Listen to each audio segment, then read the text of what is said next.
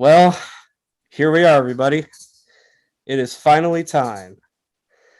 Our final Oscar nomination predictions. I am George, your host. Yep. We've got our usuals, Tristan and Brett. Hello. We've got a returning guest, Jared. Hi, everyone. And we have a very special guest. If you are familiar with the Oscar pundit YouTube circles, you might know him as the film drunk, but we know him as Jonathan. What's up? How's it going? I'm nervous. I'm very nervous. What if we drop this the same day as the Oscar experts? You should. Yeah, we competition, should. You know? That's called clout. True. Hell yeah. All right. So we're going to break this down. We're going to go up. We're going to start at the bottom. We're going to go up. And how we're going to do this is I'm going to call on somebody. They'll give us their 5. Oh, fuck. And then we'll talk about it. Yeah. Well. Oh, wait. Can I cuss on here? Yes, yeah, you're good. Yeah. Okay, cool. I have the mouth of a sailor. So, all right. John, since you're our guest, how about you start us off with live action short? Oh, live action short? Oh, yeah. Yeah, I didn't. Okay. So I really know nothing about these, if I'm being honest. So I'm just relying on other people. Yeah, same. Live action short. Damn, where's my list, dude? Oh, yo, I don't think I did live action shorts. Don't worry, dude. I didn't either. I'm doing it like legit right now. All right. You want me to go then? I can go. Yeah, you're the host. Start us off. Okay. Well, I'll go from 1 to 5. I have The Letter Room at number 1, then The Human Voice, then Two Distant Strangers, then The Kicksel Chair. No, I'm just kidding. Kicks Like Choir. Then The Van, because it's 101 odds on Gold Derby, and I'm keeping it. That's fair. You know what? I might do that too, just to play the odds game. I'm putting The Van in at number 5. Yeah. Really? Yeah. I mean, we know nothing about these. We might as well. Yeah, I'm like, fair. I'm like, it's an interesting pick. Yeah. I'll go for The Van. The Kicks Like. I'll do the exact same list that George has. That's literally what I have, actually. Can you repeat? I found mine. Letter Room, Human Voice, Two Distant Strangers, Kicks Like Choir, and The Van. Okay. Y'all not feeling through? Not that I know anything about it, but I don't know anything about it either. So yeah. Shit. Okay, fine. I'll just do The Human Voice because that's probably winning. Yeah, I could see Distant that. Strangers, The Letter Room. I'll do Feeling Through just to be different. Just I'm feeling the feeling, and then I'll join y'all on The Van because fuck it. Yeah. All right, Tristan, Jared, what else you guys got? Wow, I'm gonna be the only one here who doesn't have The Van. I've got The Human Voice at number 1 because that's legit the only one I've heard of here. Two Distant Strangers at 2, The Letter Room at 3, Da Yai, I think it's called, at 4, and the Kicks Like Choir at 5. I will say that The Letter Room, I think it has Oscar Isaac. So Yeah, it has his Yeah. picture on Gold Derby. That's so- enough for me. Yeah. If you exactly. have a star, that helps you. Yeah. He's rocking a really cool stash in his picture too. That's always a good plus. Yeah. Mm. So my number 1's The Human Voice. At 2, I got Dai. 3, I have The Letter Room. 4, I have Two Distant Strangers. And 5, I have The Present. Okay. I've got myself written down for documentary short, so I guess I'll just do that. Number 1, Abortion Helpline, This Is Lisa. A Concerto is a Conversation. A Love Song for Latasha. Colette, and Do Not Split. Okay. Oh, we have the same 5. Nice. So I actually had A Love Song for Latasha, Colette, Call Center Blues, Hunger Ward, and then What Would Sophia Loren Do? A good bet with this category is to go with the one with the best titles, like Learning to Skateboard, Learning to Skateboard in the why War put Zone. What Would Sophia Loren Do? I feel like That's pretty tempting, not gonna lie. Yeah. Yeah, but like what about Abortion Helpline? Yeah, you're right. I'll put that in Yeah. instead of Hunger Ward. I think Hunger Ward's a forgettable title. Yeah. I mean, when you have titles like Heaven is a Traffic Jam on the 405 or whatever the fuck that was, I mean, Yeah. okay, what's everyone else's 5, Tristan? So I've got Abortion Helpline. This is Lisa at number 1. A Concerto is a Conversation at 2. A Love Song for Latasha at 3. What Would Sophia Loren Do at 4. And Call Center Blues at 5. Same And- strategy as you guys. And Jared. 1, I have a love song for Letitia. 2, I have Colette. 3, I have Hunger Ward, just because I've heard from some sources that it's really powerful and really amazing. Because I had to do my research on these things because I have no clue what these shorts are. At 4, I have What Would Sophia Loren Do? Because I've also heard that one's like a underground underdog in this competition. And at 5, I have Abortion Helpline. This is Lisa. All right. Best animated short. Tristan, you take the wheel on this one. Animated? Okay, cool. This one I know a little bit more about than the other two.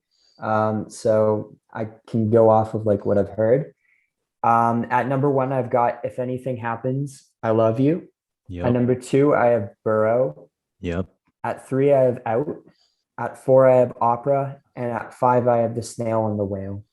I have the same 5, but Opera and Snail and the Whale are flipped. Yeah. So I have the same 3, and then I have The Snail and the Whale at 4, and then at 5 I have Yes People, just because I'm playing the odds game.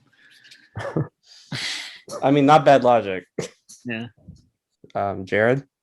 Yeah, I was just about to. So 1, I have If Anything Happens, I Love You. 2, I have Out, because I feel like that has more of a chance, and just they can push like, hey, this is our first short with a gay person in front of it, and that could get some buzz. Then I have Burrow at 3. 4, I have Opera, and then 5, I have Campy Mao. I don't know how to say it either.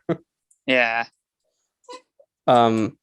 Out is the first Disney Plus short, so that might help it a little bit. Yeah, that's don't why I know. have it. Yeah. I have the same 5 as Tristan, but I just flipped Out in Opera, I think. Okay. All right. Best international feature film. Jared. Oh, fuck. My number 1's Another Round, simply because of all the buzz that it's getting. 2, I have Collective. 3, I have Q Vas Ada. 4, I have Two of Us, and at 5, I have Dear Comrades. Ooh, I interesting. have the same 5, but instead of Collective, I have Two of Us. Or no, Damn. instead of Collective, I have I'm No Longer Here. Wow. Instead of Wow. Collective, that's Well, That's certainly I don't a know, take. man. well, I know that it can get double nominated like Honeyland, but Honeyland was also the first time it ever happened. So you never know. And I wanted to fit a bunch of different stuff on here because I feel like any one of these could get in. Mhm. Okay. So I have another round. I think that's winning. Obviously. Then I have Quo Vadis Aida at 2. I don't know if we're ranking these or not, but I have Two of Us. I did go with Collective, and I'm kind of swinging for it a little bit, I guess. I'm going with La Llorona. That is possible, but what holds me off on that one is that it's a horror movie. Yep, that's why I'm going for it. It's That'd be time. sick. It's time. It is. It's the 2021 Oscars. I think this is the year for like everything to go batshit Yeah. and like break precursors and patterns. So Yeah, I've been saying this that's since very day true. one. I've been saying that this year's been so whack that we're gonna see some really weird stuff happen that none of us expect. Oh, my list, of course, I've got 1 Another Round, and in 2 I have Collective. I think that's definitely in. Then 3, I actually have Night of the Kings, because that's like been at every film festival ever. I feel like it's been seen enough to where it'll sneak in there. Then I have La Llorona, and then I have The Two of Us. You don't have Quo Vadis Aida? I don't. oh wow. Why? Yeah. I don't know, to be completely honest, but like, I don't know. I feel like if the Academy, like, we know in the past that they've like been able to like skim over things before, I feel like that's the one they would just kind of skim over.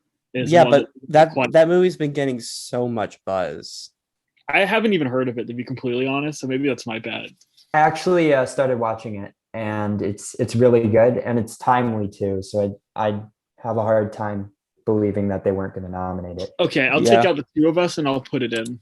I think Two of Us is getting in. I've heard a lot about that, Yeah. how good that movie is. And I'm No Longer Here is the one I'm kind of the shakiest on. But what else could like sneak in there? I don't know. I think Dear Comrades isn't a bad pick. Yeah, To be and honest. it's in black and white too, right? Yeah, it's kind of Yeah. like Cold War in a way. I'm Yeah. also considering it for cinematography, but Gold Derby doesn't have it on their center. Hmm. I don't know why. Well, for my 5, I've got Another Round at number 1, Collective at 2, Quo Vadis Ida at 3, La Llorona at 4, and Dear Comrades at 5. Interesting. No Two of Us. I keep going back between Dear Comrades and Two of Us. I don't know. I think La Llorona's in there though. I think the safest ones are Another Round and Quo Vadis Aida. Yeah. Yeah. That makes sense. I'm going on Cold Derby. We're just gonna look at what's here. The Man Who Sold His Skin is at 72 to 1 odds. And then there's The Mole Agent. I feel like some of these I can just kind of write off, I guess, but I don't Yeah. know. I had a son for a little bit, but I realized it's probably like too slow. Yeah, that's what I've heard. And they're also not kind to movies by Taiwan. Like, Yeah, I'm- yeah, that's true. Ang Lee is literally the only director who's had any of his submissions nominated. They It's Discre- English, so they Wait, didn't nominate A Brighter Summer Day, and it was disgusting. It was a war crime. that's insane. I had no idea they actually didn't nominate that. that's crazy. A Yeah. Brighter Summer Day is the greatest movie ever made. So I was say should have been nominated for picture, but you know, it's a whole other conversation for another time. it really is. All right. Are we good to move on? Jared hasn't gone yet. I did the first one. Oh, sorry. I should be. No, it's okay. Okay. All right. Well, best documentary feature. We're going to have some interesting talk about this. Brett, Yeah. it's your turn. Okay, so George, we talked about this on a DM. You have convinced me not to put time on my list, and I might be kicked for this. Oh, wow. But- Same. Yeah, but like they have snubbed the front runner for the last 2 years. Yep. Yep. And It's there's happening. a lot of archival footage in time, so it's just looking like Yep. it's not going to happen. So number 1, I actually have Collective, and then number 2, I have Okay. Welcome to Chechnya. 3, I have Dick Johnson is Dead. 4, I have Boy State, and 5, I have My Octopus Teacher. I have the same 5, but 1, I don't have My Octopus Teacher. I have All in the Fight for Democracy. And I have it in a different order. I've got Dick Johnson at number 1, then Collective, then Boy State, then Chechnya, then All In. So just a stats thing. If Collective ends up actually pulling off the win, would that make it the first foreign film to ever win documentary? I have no idea. I should look. I'll try and fact check that. Yeah. My Octopus Teacher is very tempting, but from what I've heard, that movie is a little uncomfortable and it may be a little off-putting to some voters, so who knows. I've heard like really solid things about it from people who've seen it, though. Yeah, I have too, but So you guys think Welcome to Chechnya is getting in? well, Yeah. I have it because it's probably going to get a visual effects nomination, Right. so it would make sense to put it here. But then again, I'm not using Yeah. that same logic for Collective, so Does make sense, I guess. Fine. All right. I'm waffling here. I'm willing to be swayed in like every category, by the way. yeah, we documentary, I have just put we have the right to change our predictions in the middle of Yeah. the recording. So Yep. I put Dick Johnson is Dead at number 1, even though I do not feel good about that at all. Then I have Boy State, Collective, All In. And I did have My Octopus Teacher, but that I guess I have to switch it for Chechnya because I have Chechnya and visual effects. Spoiler. yeah, this is a Yeah, hard fine. category. This is a really hard category. I feel like I Yeah. could go 0 and 5 on this one. I heard Yep. that Crip Camp was really good, but I just doubt it's gonna get in there because of what it is, you know? There's And it's got also a lot of archival in that. yeah. MLK FBI is also I think entirely archival footage, so that's a no-no. Yeah. I saw The Painter and the Thief. It was good, but I just don't think it's gonna get nominated for a documentary. There's some people who don't like it, but the reason I have my eye on it is because it's apparently getting a narrative adaptation. So I'm not- Okay. but I'm not gonna have it getting in though. So for mine, I I don't know. Like I oh man, because I still have Time at number one. Oh, same here, Tristan. You're not alone on that. You Yeah, could 'cause very well be right. Yeah, you I get could. I totally get what you guys are saying in terms of snubbing the front runners, but I don't have Boy State on here because I feel like Boy State is more in line with the other ones where like Won't You Be My Neighbor and Life Itself and Jane and all of those were kind of like blockbuster documentaries, and Boy State kind of feels more in line with that. While Time is like this big critics pick and it's very timely and it's a movie that it I Won't You don't Be know My it's Neighbor was also a critic's pick, so was Apollo 11. yeah, but those were like they were kind of like blockbusters, and Time is like very indie. It's very like auteur. Okay, but that Um, doesn't mean they're gonna nominate it. The documentary branch is not as snobby as the director's branch. yeah, you're right. I don't know. I'm gonna stick Time with number one, Collective at two, Dick Johnson at three, Welcome to Chechnya at four, and All In the Fight for Democracy at five. And I think Boy State's gonna get snubbed, unfortunately. Damn, I would be upset if Boy State was up. I I think would Boy State's the Same. best one. I Is do it- love too, Boy State. yeah.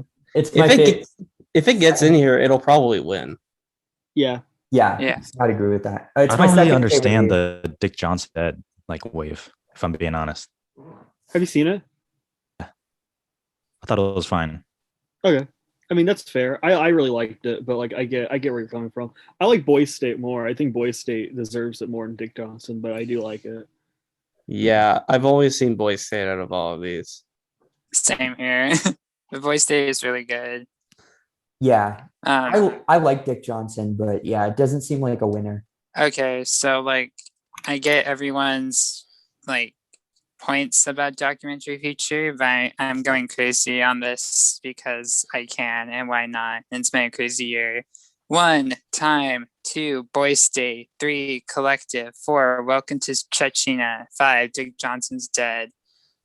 I don't know. I Okay. just feel in my bones to include both Time and Boy State, even though I know the stats say not true. I'm going all in. Boy State feels like a classic documentary winner, though. I mean, It and it's does. also it doesn't have archival footage. It's not a biographical doc, which was also the problem with Won't You Be My Neighbor and Jane and Life Itself. So I don't know. It kind of makes sense. Like I know Amy, but like Amy was like such a revelation. So like Stephen Garza better like give a good speech. He Oh, better be true. there. I- He did win. I'm It'd be just awesome. I'm Yeah. so happy that he follows me on Instagram. Same. Yeah. That's amazing. All right, best animated feature, Jonathan. The floor is yours. All right, so Soul, Wolfwalkers, Onward. I assume we have those three Yep. at least. Now, order, I don't know, it doesn't mean too much to me, but I have the Croods, and then I do have Over the Moon, even though I started getting a little nervous with Over the Moon because I it think seems Over to the be Moon. underperforming. Yep. But Yep. dude, I saw the Willoughbys and I hated my life watching the Willoughbys. So I don't really like Over the Moon either, but just out of principle, I cannot nominate the Willoughbys Over the Moon. I would explode. I have the exact same top 5. Yeah. So I haven't seen the Willoughbys, but that's how I feel about Over the Moon. I hated it. I thought it was just horrendous. Yeah, I don't think Over the Moon is that good, and I'm Asian, so I do have my pick, so I have Over the Moon at 4.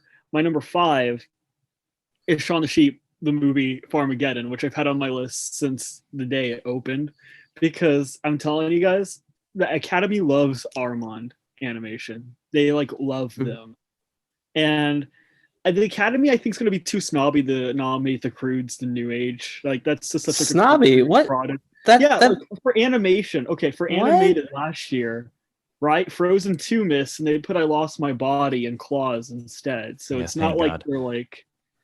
And then like Finding Dory didn't hit one year for animated feature. Finding Dory was in a year where only the animated branch voted on it. The next Yeah. year, they opened it up to the entire Academy and they nominated The Boss Baby. I mean, that's fair. As it should. I feel like they don't like animated sequels if they're outside of Toy Story. I have this feeling that they're That's fair. not going to go for the Croods too. Well, Shaun the Sheep Farmageddon is a sequel. It is a sequel, but it's to an Armon movie, so it makes like a little more like artsy, you know? I guess, but like I feel like no one's really seen that film. But like everyone who has seen it thinks it's delightful. It has like a 98 on Rotten Tomatoes or something like that. And the first one got nominated. Well, it did. I don't know. Just you have to consider the fact that this is the entire Academy voting, and so when you consider that, they're probably going to nominate the Croods too. I don't know. I might say that they would nominate Earwig and the Witch before the Croods too. Okay, no. Oh, dear God. That's a bad take. Man. That's a horrible take, Brett. It looks awful, but like I'm saying, Yeah, but that's why they're not going to nominate it because everyone hates that movie. Oh, that sent the chill down my spine. just imagine. If that happens, I am going to run out into traffic, juggling 3 oranges while singing all my favorite songs by Weezer. Okay. Does anyone have Wolfwalkers upsetting? No, I don't. No. Okay. Yeah. Just No. wanted to ask. I think if it was gonna upset somewhere, it would have been at the Globes because they sometimes go against. I think it could do BAFTA just because the UK, Yeah, but I also doubt it. All right. Best visual effects. wait, I didn't give mine. Oh, for I'm sorry. No worries, it's all good. I got Soul at 1, Wolfwalkers 2, Onward 3, Croods. No, Over the Moon at 4, and Croods at 5. Okay. Yeah. I said visual effects, but the next one I've got written down is best original song, so I'm going to skip to that. It's my turn. So I've got Speak Now from One Night in Miami, EOC from The Life Ahead, Fight for You from Judas and the Black Messiah, Turntables from All In to Fight for Democracy, and wishful thinking, but also this is something that could actually happen, Wuhan Flu from Borat 2. Ooh. 3 for 5 for me. Oh, what are your outliers? So, I don't know. Okay. I have Hear My Voice from the Chicago 7 at 4. Goodness. Which I don't feel that great about, but like Chicago 7 keeps surprising me in these categories. And it's Daniel Pemberton, who I feel like it's gonna happen like one day. So I just feel like this is his best shot. And then 5, I gotta be honest, this is like I'm really trying to manifest it. But Husavik from Eurovision, I'm doing it at 5. It's a banger song. Yeah. So fucking good. What is going on? Why is it like not even a lock? Exactly. Whatever. Yeah, that's mine. Yeah. For me, I also have that 3. I have Speak Now, the Life Ahead song, and Fight for You. But at 4, I have the Rain song from Minari. Please. And Oh. 5, I have Wuhan Flu from Borat. Those are some Gosh. takes. I think the Rain song is just like, I think it's easily the best song in the category, so I wanted to get I would nominated. love for that to happen, True. but I feel like it's like the song from Parasite that got shortlisted, where we Yeah. thought, oh, because it's in Yep. Parasite, it might get in, and then it just doesn't. Yeah, and I get that because I totally put that on my list as well, but I'm still going to manifest it. I think it could happen. If that happens, that would be an indicator that Parasite might win, or not Parasite, Minari might win Best Picture. Oh, yo, don't even talk to me about that. Oh shit. That would be amazing. I think it's the one movie that could upset Nomadland if anything could. I might cry if that happens, but I'm being Well, Yeah. we'll have to talk about that. In a little bit, yeah. Jared, what do you have? 1, I have Speak Now. 2, I have Fight for You for Judas and the Black Messiah. 3, I have Low C, The Life Ahead. 4, I have Hear My Voice. And 5, I have Turntables. Hear My Voice is the most bland song of all time. Yeah, Yep. I hate it. Uh, Why I does that can't have wait to? till next year when we I'm sorry. hopefully maybe like all the musical films will have original songs and all those can get nominated. Yeah, And then it's they all lose to Billie Eilish. Mhm. it's gonna That's be a a done deal. stacked. Yeah, for sure. But it Uh, is gonna be stacked in terms of nominations next year. Yeah. For my 5, I've got Speak Now at no, I don't have Speak Now at 1. I have IOC at 1. I have Speak Now at 2. I have Fight for You at 3. I have Turntables at 4 and Husavik at 5. Yes, join me. I love that song actually. if Wuhan Flu gets nominated, that would be amazing. That would. But I think Husavik's got the edge because you've got if it does get nominated, we're going to be seeing Will Ferrell and Rachel McAdams perform the song. But wouldn't it be absolutely hilarious to see Sacha Baron Cohen get up there dressed as a redneck American, singing a song that he sang in disguise at a Trump rally? Yeah, but I don't think the Academy's going to go for that. That's They might tough. not. It's my number 5, to be fair. So, all right. Best original score, Tristan. Okay, score. Ooh. I think this one's a little bit easier. It's a bit more locked in. I've got Soul at number 1. I've got Minari at 2, Mank at 3, Tenet at 4, and News of the World at 5. I have Midnight Sky instead of Tenet. Me too. Ooh. And I want Tenet to get a score nomination so bad. Here's the thing. Tenet has been massively underperforming. And from what I've heard, there's some branches that don't even have screeners. And Warner Brothers has taken it off their FYC site because of something that Nolan said about them. And so they're being petty for that reason. And the underperformance, I have it missing. So for me, I have Soul at 1, of course, 2 Mank, 3 Minari, 4 The Midnight Sky, and 5 The Little Things. You know what? Happen. Yeah, Thomas Newman. Yep. Yeah, they love Thomas Newman. They'll always Got nominate him. He'll never got win. He got him for fucking Passengers. Yeah. He's been nominated like 20 something times, has never won. It got shortlisted in 2 categories. Is the Academy paying attention? To The Little Things? Yeah. Yeah. Are we going to see a Jared Leto nomination? Oh my fucking god. Well, not to spoil it, but we'll get there. But yes. Goodness. You think it's happening? I have to make another compilation video of people reacting to Jared Leto getting nominations. I think that could happen, which is insane. Part 2, baby. Oh no, please. All right. Jared, do you have anything different from what we've got?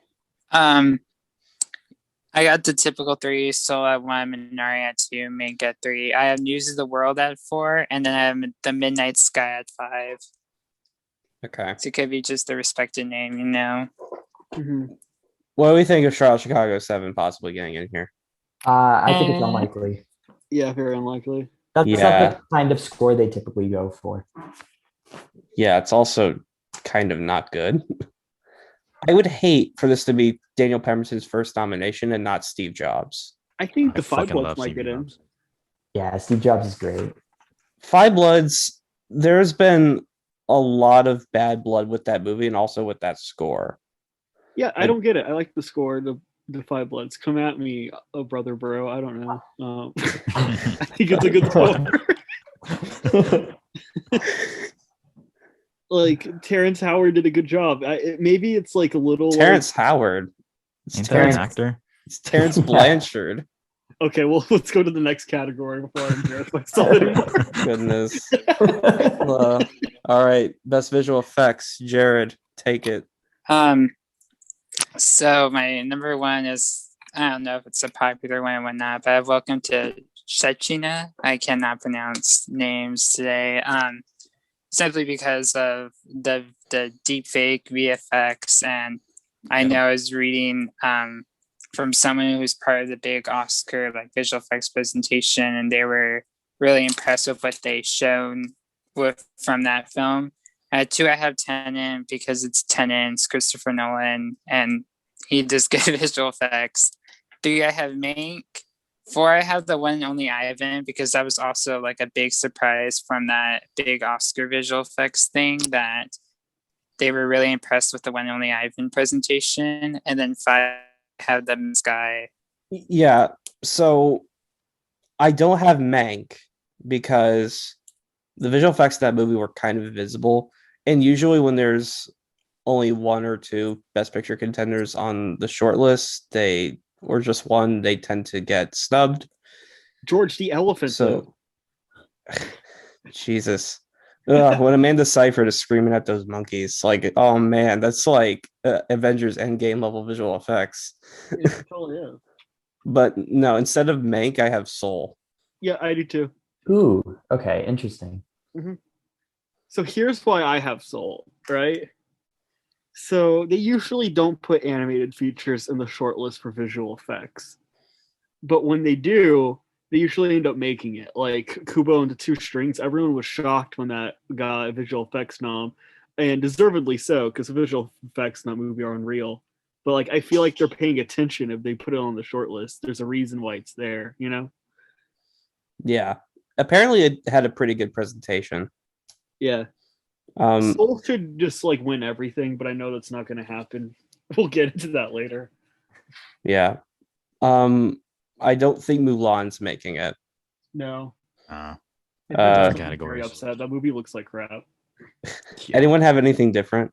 I've got pretty much, I think the same 4 as Jared, just in a different order. So I've got 1 Tenet, 2 Welcome to Chechnya, 3 The Midnight Sky, 4 Mank, and 5 The One and Only Ivan. I have that same 5, but flipped One and Only Ivan and Mank. Yeah. It's kind of hard to believe that Mank would get in here with such minimal visual effects. It's so weird how these things just happen. Yeah.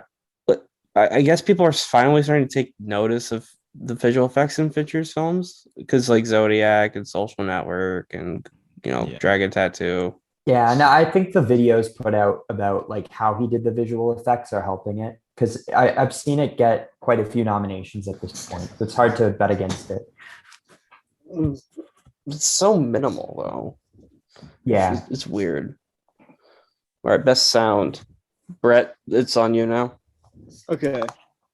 So 1, I've got Sound of Metal, which, by the way, between this, we actually got to talk to this sound designer of Sound of Metal. Yeah. And he was super chill dude, and we congratulated him on winning an Oscar, so let's hope that happens.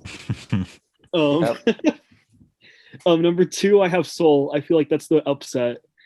If Sound of Metal doesn't win, it'll be Soul, because all the sound design in Soul is really inventive and weird and stands out. 3, I have Tenet. I think it's going to get in because everyone talked about the sound, even though the sound design low-key not the best. No. Number 4, I got Mank because it's a Best Picture nominee, and they'll get in. And 5, I have The Midnight Sky because they're always down for their space movie sound. Okay. I'm sleeping on that. All right, Brett, let me explain to you why Tenet is not getting nominated. There's an actual like disdain of Tenet within the sound branch, apparently.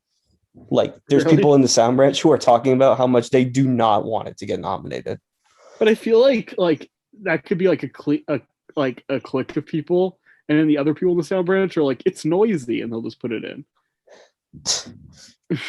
These people did nominate La La Land in sound editing, so oof, God that's damn, that wild. I have to remind everyone that when they did the ceremony, they had to play clips of them beeping their horns. La La Land, Eileen Lee and Mildred Ayatri Morgan. That's so funny. Oh So instead of Tenet, I'm going with a bit of an out of the box pick, and I have Nomadland. Yeah. Mank is something I also think is a little vulnerable because I was listening to someone on the Next Best Picture podcast talk about how he's talked to some voters who don't like the fact that they re-recorded a lot of the stuff in an actual theater. Like they're not fans of that. Weird. So I feel like it could miss out here. I feel like it's weird that like, it's kind of weird. I feel like Ma Rainey's going to get snubbed, but I don't know why. Well, if Ma Rainey's was going to get here, it probably would have made it Cinema Audio Society, which is the sound mixers, and it didn't. And apparently, like some of the sound team on that movie has been pretty vocal about how the composer did the sound mixing and that the rest of them had no involvement in it. They were like, yeah, we had no involvement in the sound mixing whatsoever. And if the word got around the Academy, they may not like that either. I still think The Midnight Sky is going to make it in there. They like their space movies. Yeah, that's another thing too. Space movies get sound. Well, Passengers didn't get sound, but yeah, but like Passengers is also like, I was about to say Passengers is low key mediocre, but I guess with The Midnight Sky, I haven't seen it. I don't know. Ad Astra got in here last year though, but yeah. All right, you know what? I'm gonna drop Devil's Advocate. I put Midnight Sky on my list, but then play Devil's Advocate. Ad Astra was a much more beloved movie than The Midnight Sky. You know what I'm doing? I'm gonna drop Mank for Midnight Sky. Yeah, I think that's a good call. Oh wow, ballsy. Yeah. Something I'm also considering is Trial of Chicago 7 because Me too. Yeah, there's a stat that movies that win film editing typically win or are nominated in that category, but I also can't really think of a nominee that was like Sound of Metal, or not Sound of Metal. What am I saying? Trial of Chicago 7, besides Joker. And that was a huge tech getter, which Chicago 7 is probably not going to be. So I don't know. Well, in that logic, then Mank's going to be the big tech getter of this year, probably. True, but I've had this feeling that Mank is going to underperform. I mean, that's completely possible. Then what about Promising Young Woman? We'll talk about that. Yeah. Yeah, I don't think it's much of a sound thing. No. Even the BAFTAs didn't nominate it, and they love that movie. That's fair enough. Jonathan, what was your 5 for sound? Yeah, mine's a little different. So Sound of Metal 1, I just said fucking. I put Soul at 2, Mank at 3. Then I have News of the World and Greyhound. Oh, Nomadland at 6. Shit, Greyhound. I think I don't know why, but I feel like Greyhound is gonna show up somewhere, and I think it's here. Yeah, Greyhound. Oh, it's a war movie. They love war movies in this category, but it didn't make the visual effects short list. That is a good, like, I saw that on here, and the only reason I didn't put it on there is because I was like, man, we have not talked about that movie at all. Well, they didn't talk about Ad Astra before putting it on. And same with Deepwater Horizon as well. All right, you know what? I'm dropping Soul for Greyhound. Fuck it. That's a ridiculous take. Yeah. Soul's definitely getting. All right, you know what? I'll put Soul on, and I'll drop. Oh shit! I don't know what to. You know what? I'll drop Midnight Sky. All right. Midnight Sky enjoyed 3 minutes on your list. Yeah. I'll say this about Greyhound because I've seen it and it sucks because it's basically a theme park ride more than a movie. It does. Oh my god. Oh, that's the perfect description for it. Oh yeah. Yeah, it sucks. I don't want to see it now. Like it has a setup like you see in a queue waiting for a ride, and then the rest of the movie is like a ride. Dude, no it's so character repetitive. development really. Yeah. Oh god. But does it have good sound? Yeah, sounds I fun. guess. Yeah, sounds all right, I guess. Okay, I'll take off Mank and put in Greyhound just because I kind of want to join this revolution. Wow, okay. Do none of us have Tenet? No, I have Tenet. I do not. I got Tenet. It's not happening. It's gonna happen. It's not happening. So for me, I've got Sound of Metal at 1, Mank at 2, Soul at 3, Ma Rainey's at 4, and I put Greyhound on at 5. Damn. So no one has news of the world. No, I have I- it. I have Oh, okay, news okay, of that. okay. Well, I have it too. my strategy here is like I had news of the world in a lot of technical categories, but I'm not predicting it for picture. And I can't see it not getting picture, but getting like 6 nominations. So I took it off here and there. Well, I have it getting 4, so Yeah, that's reasonable. I kind of think I have News of the World getting goose egged. I don't No. think that's gonna happen. Oh, I don't know about No. that one. Yeah. I don't know how. I don't know how. I just think that just happened. Like it was always like my number 6 or 7 for each slot. I No way. respect the take. I don't want to spoil anything, but I don't think there's any way it doesn't get cinematography at this point. Yeah. Oh, I have it in cinematography. Never mind. I do. I put it on there. Yeah. Makes a 'Cause, lot like, of sense. Have you guys seen News of the World? I haven't like seen it, but like I work at a movie theater, so whenever we had it around Christmas time, I'd have to walk into theaters and check and make sure everything was going okay. And it projected on a big screen looked really beautiful for the brief sequences I saw of it. Like I was like, oh, this is a cinematography movie. I saw the Yeah. first hour and then I realized I was not paying attention at all. So I just like stopped. Mood. That's like the perfect description for that movie. Honestly. Yeah, that movie's boring. Oh, goodness. All right. Best production design. Jonathan, it's your turn. Oh fuck. Okay. All right. So Mank is winning. And Duh. then damn. See, now y'all got me thinking about News of the World. Okay, well, then I have Ma Rainey. Yeah. I'll keep News of the World. I'm gonna do the Midnight Sky. I'm gonna use the space logic here. Man, I am so fucking confused on this category. Fine, I'll just do Mulan. I think I have the exact I'm willing to be swayed, but yeah. I think I have the exact same 5. Oh wow, respect. Yeah. Gross. Mulan. If Mulan makes it here, I'm gonna be very upset. Yeah, because the movie's not good. Well, that production design looks like mud. Like, why would it get not? Yeah. I had hope for David Copperfield or Emma, and like the father, to be honest, but I don't know. I don't think it's happening. I have Emma on mine. Mine's 1 Mank, 2 News of the World, so I did lie. 3 Okay. Moraine, 4 Emma, and 5 I have Birds of Prey. I don't think production design. I That think movie had the best production design of the year. Like, I think the movie's fine, but as a production design standpoint, like it was by far and away the Brett, I most think it would be more likely if it got into costumes than production design. well. I have it also in costume, so we'll get there. Okay, then. Yeah. Goodness. I would give anything to see Promising a Woman show up in here, but there's no way that's happening. Yeah, I had that on my list, but I just think it's way too subtle for them to go for it. Yeah. Too contemporary, also. Yeah. It's not contemporary in the same way that Parasite is. Well, there goes my list then. Jared, go for it. What was your 5? 1, I have Mank. 2, I have Emma. 3, I have Ma Rainey's Black Bottom. 4, I had Promising Young Woman. And 5, I have Minari. Minari. Oh, That'd Minari. be awesome. Wait, for production design? Yeah. Yeah, the production design doesn't make sense. Well- they have to design the house, I guess. that would be cool. Yeah, you're onto something. Dun, Look, dun, dun. If it got in, I've if probably it- explained this on the podcast before, but a Minari takes place where I grew up, and their little trailer reminded me so much of my grandmother's house, and I wonder if they had to like construct that and or like know what that felt like. I don't know. If Minari shows up in production design, I'm just gonna predict it to win Best Picture. yeah, I was about to say that. Yeah. Which would be sick. Same with Promising a Woman. That's actually what I did last year with Parasite. When I got the production design nom, I'm like, it's winning Best Picture, and it did.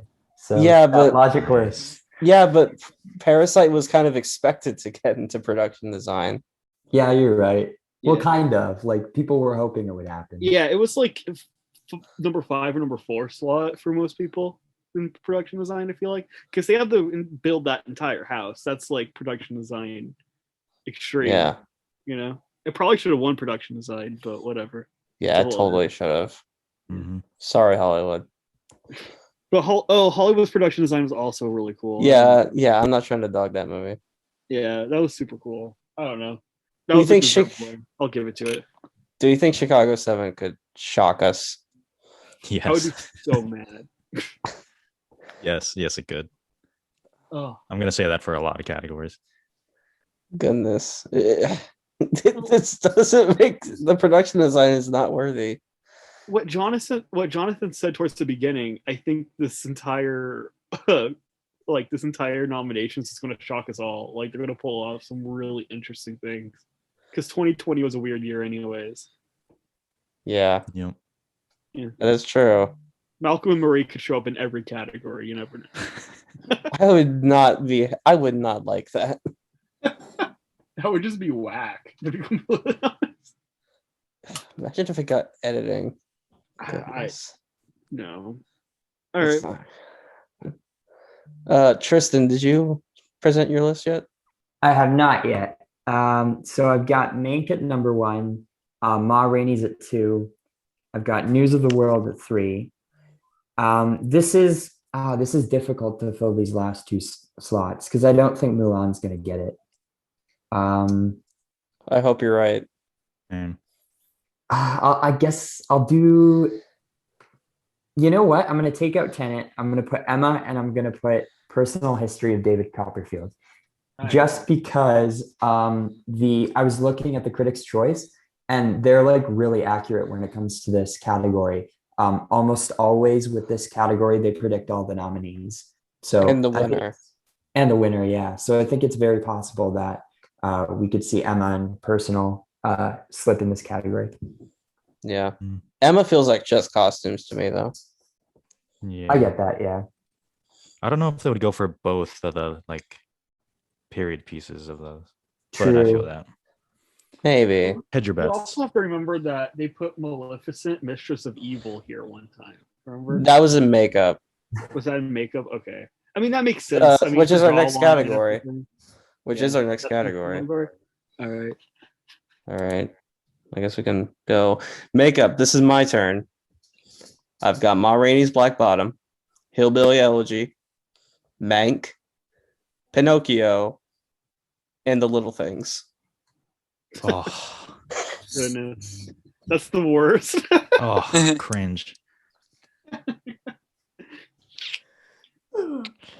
I have Moraine at 1, Emma at 2, actually. Then Hillbilly Elegy, then Mink, and then Jingle Jingle, A Christmas Journey. Jingle Jingle. How did that show up in so many shortlists? That's why I put it on there. I'm like, it showed up so many times. Why would it not make one? That's my logic with The Little Things. Yeah. Oh, I goodness. refuse. All right, I'll go. So Ma Rainey at 1. I'll go Hillbilly at 2. I have Pinocchio at 3 because I just don't understand how you can look at that and be like, yeah, no. Because, god damn it, that shit is crazy. It's creepy, but It's so creepy, but like, it's so fucking impressive. Okay, and I have Mank, and then I have Emma. Yeah. I in the theater I work at, we had Pinocchio for like 2 weeks. And I think that movie had the most walkouts of anything I've ever seen since I've worked there. Like children were just terrified of that thing. And I don't blame them. Kids? Yeah. Several Bitch, I'm kids would go scared. see it, and then they would just leave halfway through. So I have My Rainey's at 1, but at 2 I have Birds of Prey, because this is the same people that gave Suicide Squad an Oscar for best makeup and hairstyling. Oh, true. And so Birds of Prey could just be another Suicide Squad. And so I just put that in number 2, so I have a high feeling about that. 3 I have Hillbilly LG. 4 I have Mank, and 5 I have Pinocchio. I might move Pinocchio up over Mank, but that's kind of how my list is looking right now. I just realized that I said I had Birds of Prey in this category, and then proceeded to not say that I had it in this category. I'm going to You take said Hillbilly Birds of Elegy Prey, off. don't know her. I'm going to take Hillbilly Elegy off and put Birds of Prey in. Even if Glenn Close doesn't get nominated, which is very possible, I would be a little shocked if Hillbilly Elegy did not make it here because All it had is like old people makeup. That's literally yeah, but when they Yeah. showed you the images at the end, it was like, oh shit. It's so noticeable. Yeah, It was actually like the one good thing about that movie. yeah. Mank is, I think, more vulnerable because the only makeup in that movie is on Amanda Seyfried, and Yeah.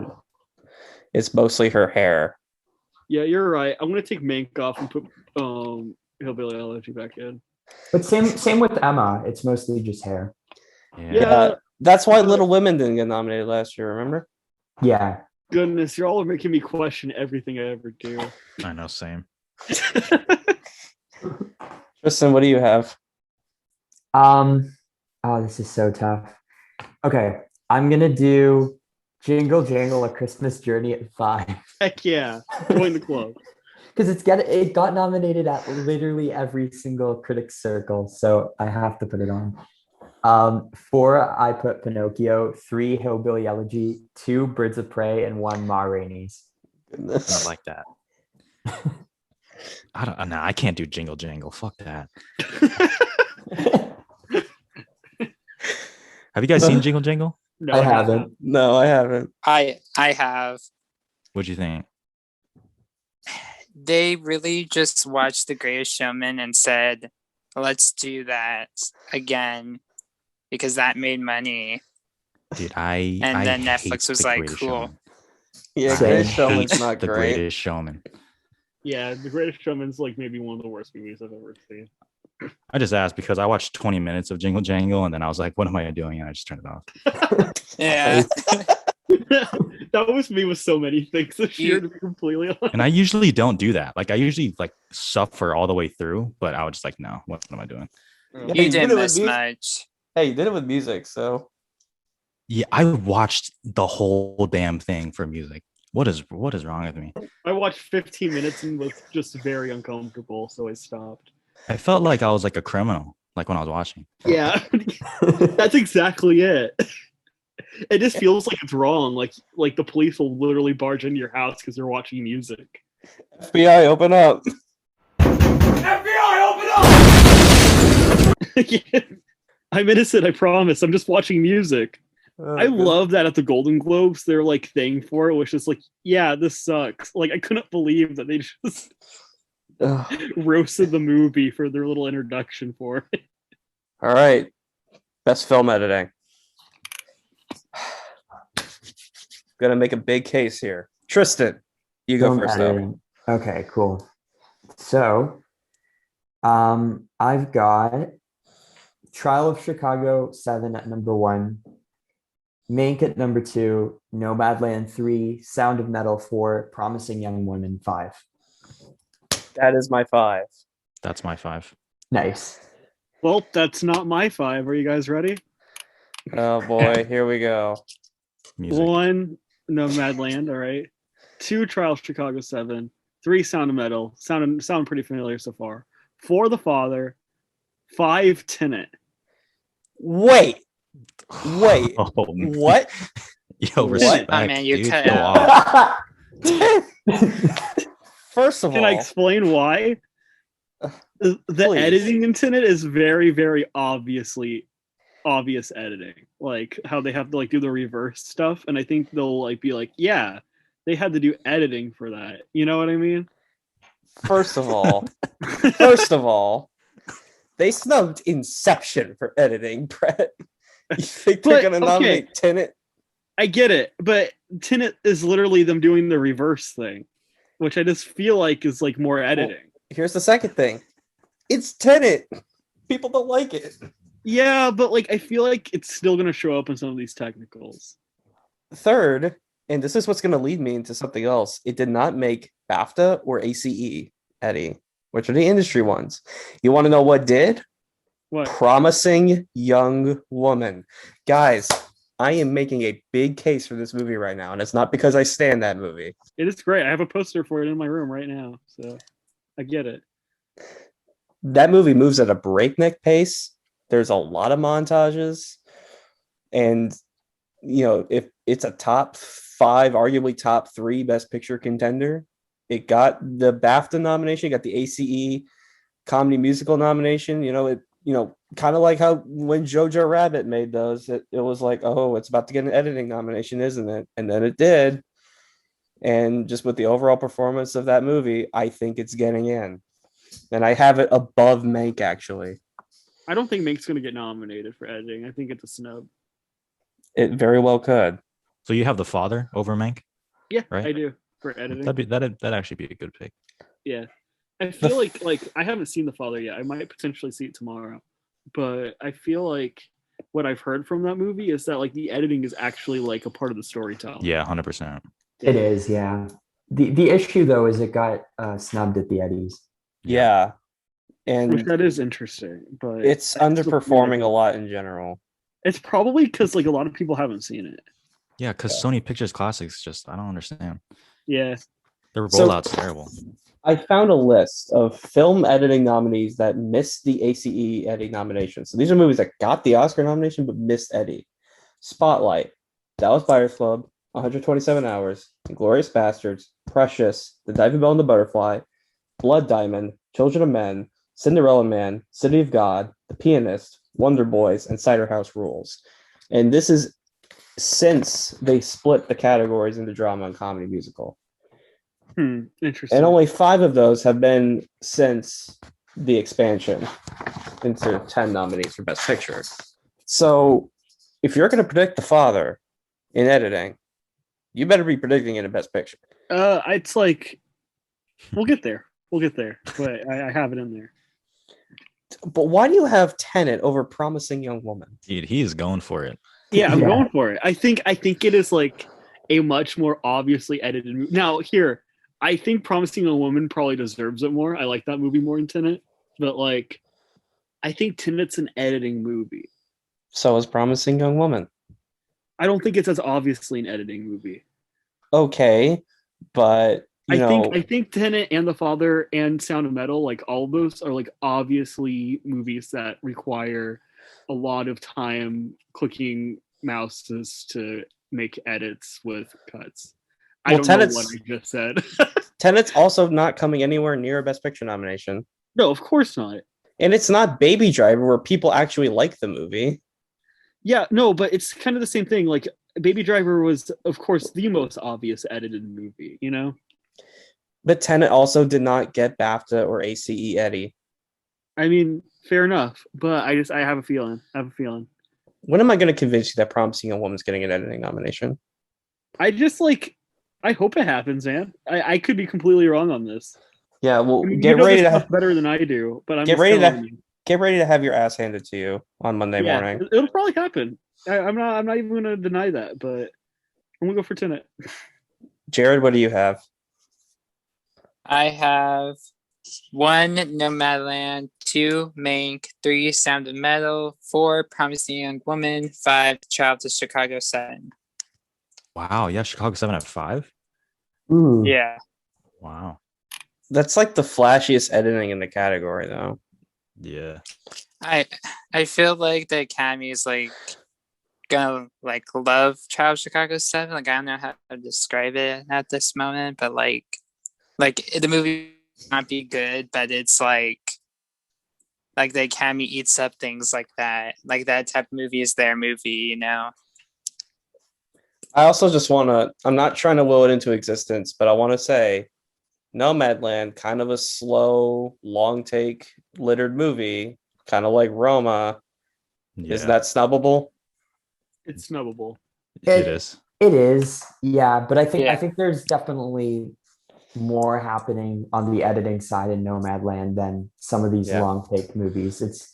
And plus, I think it's got the edge because Chloe Zhao actually edited the movie herself in COVID, I think, which is like, that's a pretty cool story. Yeah, it's just something I'm considering, but I'm gonna have it in because if it's gonna win Best Picture, it's got to get in here. Because yeah.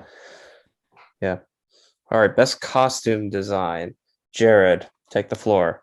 Best Costume Design. At 1, I have Ma Rainey's Black Bottom. At 2, I have At 3, I have Mank. At 4, The United States versus Billie Holiday. At 5, News of the World.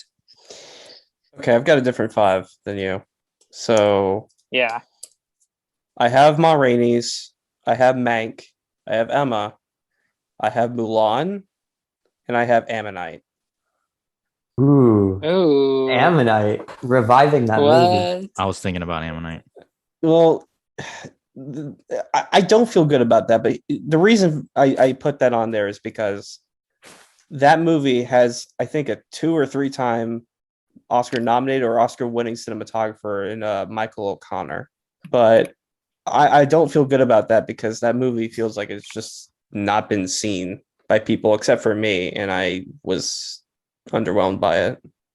I've got I don't some know. wild picks. Oh, you have He some has wild Tenet. picks? He has Tenet. I have Yeah. Tenet for all 5. No, I'm just kidding. Then Shane be like, no, okay.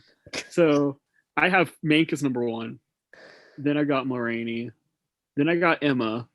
Then I have Birds of Prey. And then I have Promising Young Woman. Dude, if Promising Young Woman gets in here, I'm going to be so happy because I feel like that could happen, especially with like the nurse outfit and stuff they had to think about towards the end, and also all of those costumes have their own color palette and grading to them that like adds to the atmosphere of the movie. Like it's definitely all planned out like very precisely. dude, So I think I people would are kind of sleeping on Promising Young Woman getting costumes. I think it could. dude, I would definitely- love that so much, but it didn't even get a BAFTA nomination, so I don't know. I don't know, but those maybe the BAFTAs just didn't want those Well- costumes, and the Oscars do. You know what I'll say? I will say Joker didn't get BAFTA nominated even when they love that movie. And it showed up true. in costumes and Even though it's one costume, but that's fine. yeah. And the costumes aren't as good as Promising One, but that movie in general is not as good. So Ooh, I disagree with the costume point. I think Joker's got some pretty cool costumes. I like his outfit in that movie. No, his outfit's cool, but it's like one outfit, right? Yeah, true. At least Carey Mulligan's wearing a unicorn shirt in that movie. Yeah, exactly. That's costume design right there. Yeah. It's gonna be when they show the graphic for it. It's gonna be her wearing the unicorn shirt. Exactly. That's costume design. There we go. So I've got Ma Rainey's at 1, Mank at 2, Emma 3, Personal History of David Copperfield at 4, and News of the World at 5. Is it bad that I'm snubbing Mulan? Yes, because that movie has the flashiest costumes. So should I take off like News of the World? Because I feel pretty confident about David Copperfield. News of the World. I want to say it's a lot of men in suits, but so was The Irishman. Yeah, but That News was of the the most World. undeserved costume design. I hated that the Irishman showed up there. That was so stupid. News I of the hated World. that. I hated that Joker showed up there over Rocket Man. Come on. Okay, Joker deserved it more than the Irishman. Irishman, they literally went to Men's Nah. Warehouse and they got nominated. Cinematography over Joker of Irishman cinematography, I get, but not costumes. No, Irishman looks like an episode of Modern Family. We've already been over this. Hey, Irishman's one of my favorite movies ever, but I agree with that. But another thing about Irishman was that movie took place over like 70 years, and there was a huge evolution of fashion in that movie. And also, it's Sandy Powell. Oh, but News of the World's Mark Bridges, and he's also a 2-time Oscar winner. So, that's actually. I say Yeah, drop News of the kinda World. said Yeah, I say just drop News of the World because that movie, I don't think it got Critics' Choice, did it? It didn't. So I'll drop News of the World and I'll put Mulan in there. Yeah, it didn't get BAFTA either. Out of just a pure ethical thing, I'm not putting Mulan for anything. I can't do it. Yeah. Yeah, the concentration camps. Yeah, it's just like such a terrible film that I just can't even like stomach it getting nominated for anything. Yeah. Jonathan, did you name your top 5 already or no? No, not yet. So I have Ma Rainey, Mank, Emma, Mulan. And then like the past 5 minutes, I've just put in like 3 different ones for my number 5. I'm just gonna go with what I did this morning. So, and that was Ammonite. Oh, Okay. nice. Okay. There you go. Well, It makes see. sense. By the way, Michael O'Connor is a winner for the Duchess, which Okay. is just a Brits being Brits movie.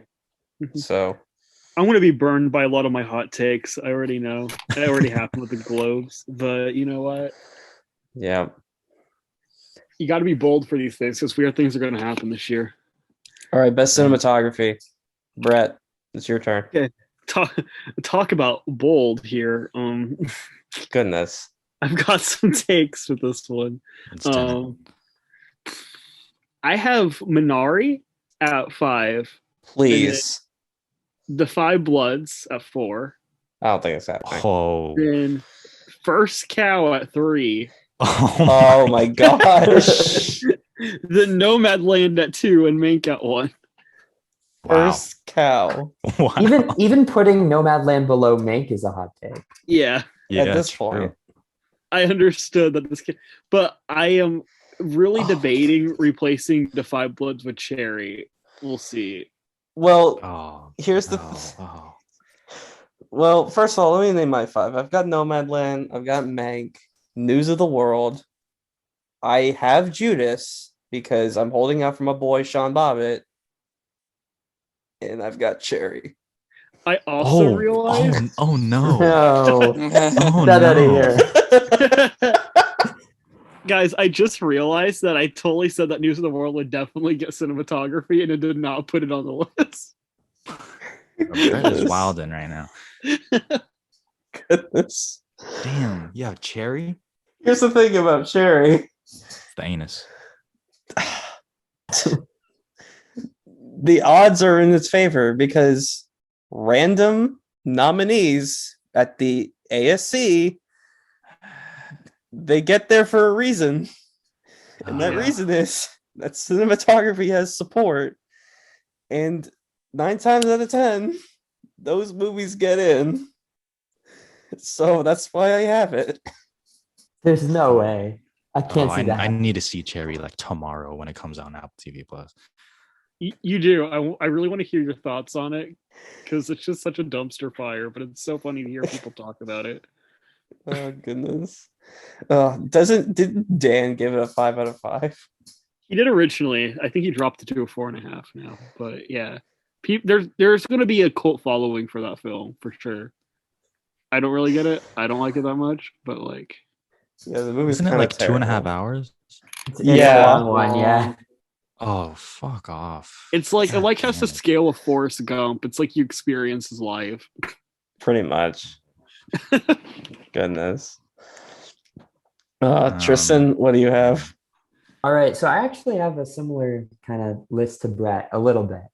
I got Nomadland at 1, Mank at 2, News of the World at 3, Judas and the Black Messiah at 4, and I do have The Five Bloods in there at 5, and Minari would be my 6.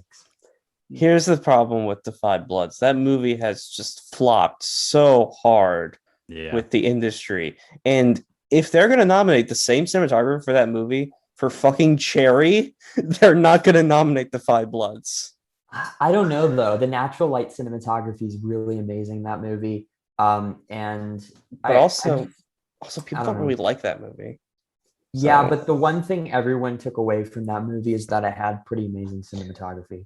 Not Delroy Lindo? I mean, other than Delroy Lindo, that was probably like the second thing people brought up. If it got a PGA nomination or a DGA nomination, I would consider it. Or even an ACE Eddie nomination. But it didn't get any of those. It didn't get WGA either. So I don't think it's happening. How is Tenet number 4 on cinematography on Gold Derby? That's definitely not happening. Nope. Although Hoyt van Hoytema was nominated for Dunkirk. So he's in the club. Dunkirk. They snubbed him for Interstellar, though. Yeah, but he's in the club now, so it could happen. Because once you get it in once, you're more likely to get in again. But also people don't like Tenet. True. How do we feel about Trial of Chicago 7 making the ASC nomination? It's in my 5. Ooh. Oh shit. What's your 5? I'm curious. So this morning, so obviously No Man Land Mank, I have News of the World. I do have Judas, and I had Minari. And then I saw ASC come out, and I just thought about it. And then I took Minari off, and I put Chicago 7 on. That's a crime. Yeah. As someone who really likes Chicago 7, as I've said publicly, this would be fucking weird. Yeah. It doesn't make any sense. It's just like they shot it in like in a building. Like I don't know. Like Trial of Chicago 7 is a movie that looks like an episode of Modern Family. But yeah, totally. The Yeah. Irishman got cinematography, and I love But- the movie so but- much. But The thing about The Irishman, though, is that there was like a whole narrative about how Rodrigo Prieto had to shoot a movie on different rigs to get the visual effects to work. And, you know, it's also, you know, that long time, that long movie. So, of course, he would get in for The Irishman. And it's a Martin Scorsese movie. Martin Scorsese movies do excellent in cinematography. They nominated Silence. Can I still say that like I think First Cow's getting in here? It's not impossible. I still But- think it won the New York Critics Award, and so it's not going to go empty-handed. First Cow's going to show up somewhere we don't expect it. I think it's either going to be in cinematography or screenplay. We'll get there later, or both. We'll see. I have it getting 0. Really? This is the year, Well, because I said earlier 2020. it could Okay. it could join the club of 2014 NBR winner, A Most Violent Year, which was also a stat breaker. I mean, fair enough. I mean, I don't even love First Cow, but I just feel like it's going to show up somewhere. Dear I'm with you, Comrades, Brett.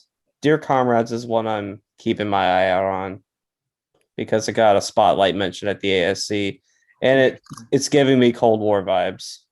That's true. That's a good call out.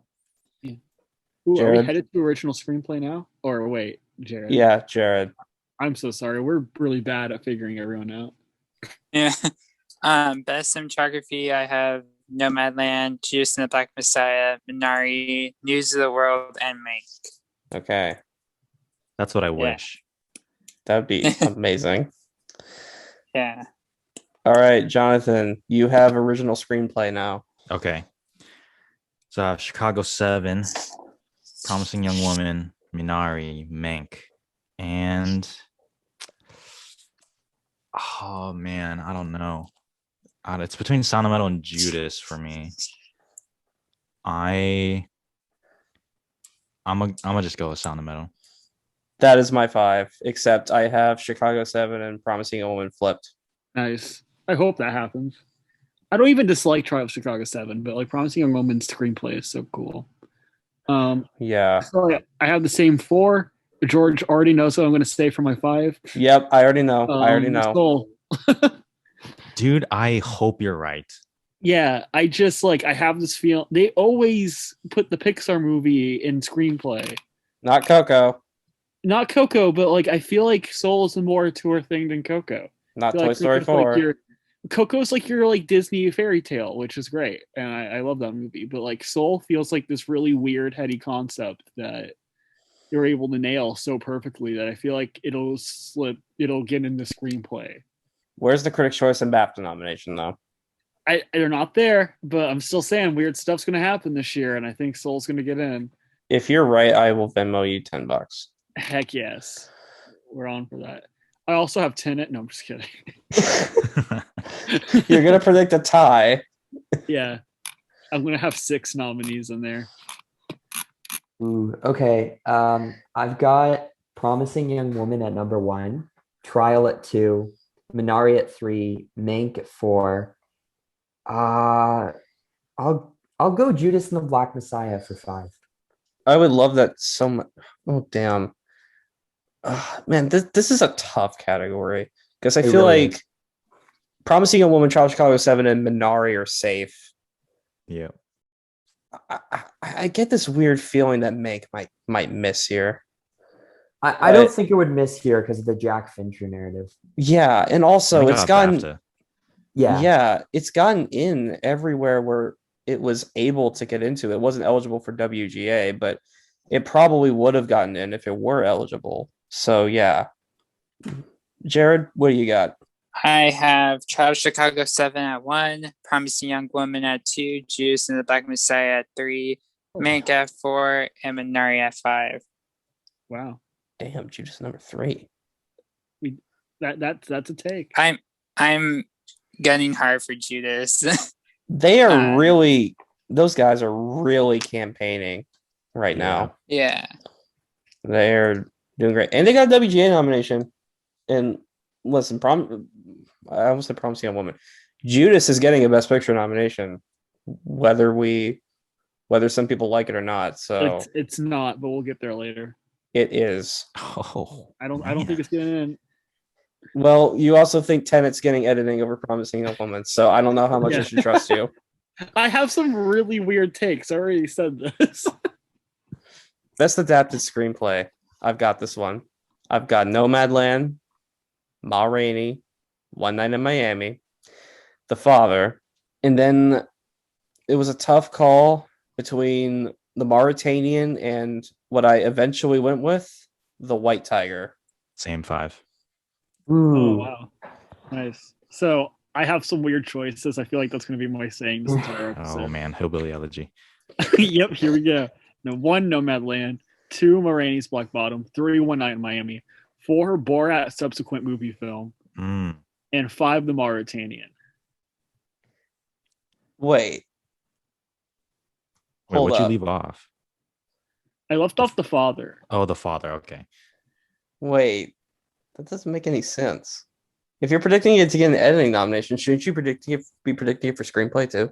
No, I feel like it'll get in editing and not in screenplay. Because I don't think it'll get in for picture. Like it's like my 9 slot for picture. I just think it'll get in for editing. And an actor, obviously. We'll get that later, but So you're gonna predict to pull an I, Tonya, basically. yeah. Okay. That'd Tristan, be cool if Borat got one. I feel like that movie's gaining a lot of steam right now. Like it's. I don't know about screenplay though. I feel like you get in screenplay. I agree with you. It's gaining a lot of steam, but I think most of that steam is going to go towards Bakalova, which we'll talk about. We'll talk about that later. But yeah, goodness. Yeah. Oh, goodness. So for adapted screenplay, I've got Nomadland at number 1, One Night in Miami at 2, Ma Rainey's at 3, The Father at 4, and I actually have First Cow at 5 because I think they're going to want to reward Kelly Reichardt. They do this sometimes. They go with an indie choice in this category because they want to reward the director/screenwriter. They did it with Lanthimos for The Lobster. They did it with Mike Mills for 20th Century Women, when a lot of other places weren't nominating them. So I just have a feeling Kelly Reichardt's been doing this for so long. So I think they're going to want to reward her because this is her like biggest profile movie. This or like Certain Woman. You know what, Tristan? You convinced me. I'm going to take off the Mauritania and put in First Cow. Heck yeah. Yeah, I had the First Cow too at 5. Awesome. Yeah, the thing about First Cow though is that that movie didn't get WGA, which granted it was because they didn't send screeners, but it also didn't get BAFTA. And The White Tiger got both of those, and that's also an indie movie because it got an Indie Spirit nomination. Yeah, but it's not made by anyone that's like really well respected in the indie community, like First Cow is. Actually, I think like the filmmaker is a pretty well respected filmmaker in India. Oh, true. And it got both WGA and BAFTA. So, and the Mauritanian did not. Mauritanian is the one I'm really looking out for though, because that got best film at the BAFTAs. What if Mauritanian got in for picture? No, it's not gonna happen. But no, It'd please be no. wild. Though. I would laugh so hard. Goodness. All right, who's ready to get a headache? Wait, Oh no. did everyone go for screenplay? I think so. Really quickly, I have Nomadland, One Night in Miami, The Father, Marnie's Black Bottom, and First Cow. Nice. Let's go ahead and get the Yeah. biggest headache out of the way real quick. Best supporting actress. Goodness. I'm This so one- interested. This went from my favorite category to the category that's giving me the most nightmares. This category is literally Grand Theft Auto right now. Yeah, there's no way. Here's the thing: like this category, our top fives, none of them could get nominated in a world. Yep. 100%. Yeah. Tristan, take the wheel. Take it from my hands. Okay, That's so interesting. this is one that like I think there's at least like 9 people who can get in here. So it's tough. I think I've got a solid 4. I've got Bakalova at 1 right now. I'm not confident she's going to win, but I'm the most confident that she'll get nominated. I've got Seifert at 2. Even though she missed the SAG, I think that's a performance the Academy is really going to gravitate towards. Ya Jung-yoon at 3, Olivia Colman at 4, and man, it's between Foster and Close. You know what? I'm going to go Jodie Foster, the Mauritanian, at 5. I'm going to leave off Glenn Close. I have the same vibe, but in a completely different order. Ooh, okay. I've got Yunya Jung at number 1, which is how you're actually supposed to say her name. Then Olivia Colman, then Jodie Foster, then Maria Bakalova, and it pains me so much to do this because it's my favorite supporting performance of the year, but I have Amanda Seyfried at 5. There is no reason that she should have missed SAG. No reason whatsoever. SAG does weird stuff in the supporting categories, though. All the time. Okay, if you're talking about Regina King, that's because of screeners. Yeah, but not just Regina King. They've done it before, like where Christoph Waltz was also screener issue. I don't know. I'm so confident with her.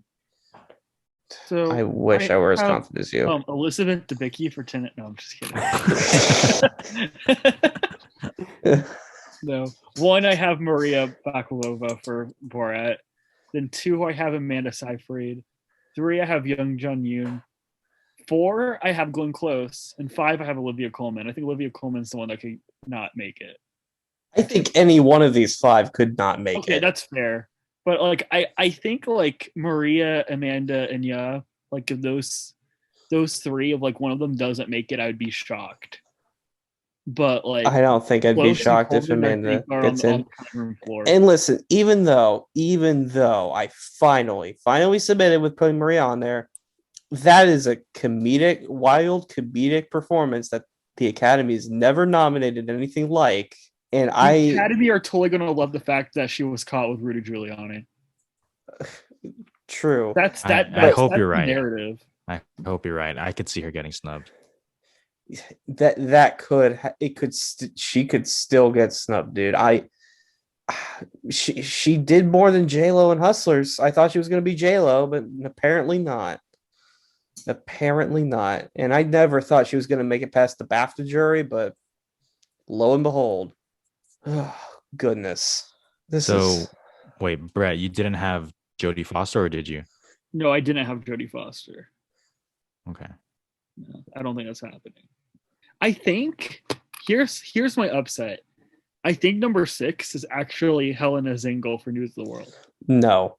And then it would be Jodie. I don't think. Without the Best Picture nomination.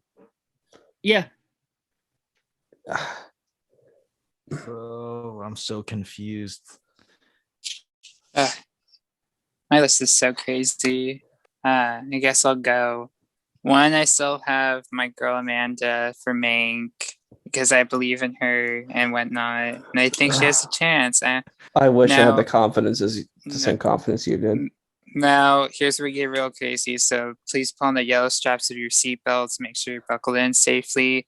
2, I have Olivia Colman for The Father because it's just like I don't know. I feel like it'll be like this little hype train thing The Father is right now, and they love Olivia Colman, the Academy. I think, especially after The Favorite, and I personally don't understand like the hype for Maria Baklava, especially for she's nominated for Borat, this like insane comedy type film. Again, I haven't seen the movie, so that definitely subtracts from my opinion. But like, I don't know why that's the thing, and I'll have to see the movie maybe to understand.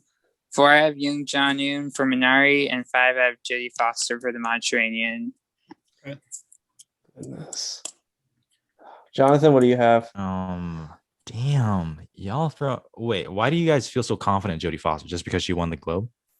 I don't feel confident in her at all. Or I mean, not confident, but three people have her in right now. I don't feel confident in her at all. I just feel like the Academy's not going to like Hillbilly Elegy, and it's got a lot more writing against it than the Mauritanian does. Yeah. Oh my fucking god. Okay. 1, I have Eunice Jung from Minari. Then I have Bakalova. Then Olivia Colman. Oh man. Oh no. All right, fine. 4, I'll have Seyfried at Mank. And 5. It's fine. Yeah, I'll do Jodie Foster. Fuck Mike. I'll do Jodie Foster. This category literally drove me so crazy. I think I said this on the last podcast, but this category literally drove me so crazy that the other day I legitimately freaked out and unironically wondered whether Saoirse Ronan could make a comeback. She's on my top 10. Yeah, mine as well. She's kind of like, she might become the Meryl Streep of her day. She just get nominated for whatever Probably. she's in. She might become the next Glenn Close. Yeah, that too. I feel like here it's something. I feel like if Glenn Close gets in, she could potentially win. For sure, yeah. Yeah, 100%. Yeah. Mhm. I don't understand it. Like, I don't even think she was like that great in the movie. I don't didn't even think she either. was good in the Like, movie, to be completely honest. Man. It's not her fault, but No, not her fault. It's just that entire movie is a travesty. But goodness. Just, One why did thing- Seyfried miss SAG? Fuck. Yeah, so weird. it's crazy. But one thing about like Glenn Close, she got nominated at the SAG and the Golden Globes, but they actually like Glenn Close a lot more than the Academy does, because I think she's won a SAG before and she's won a Globe, but she's never won an Oscar, and they like, she's gotten close to it a lot.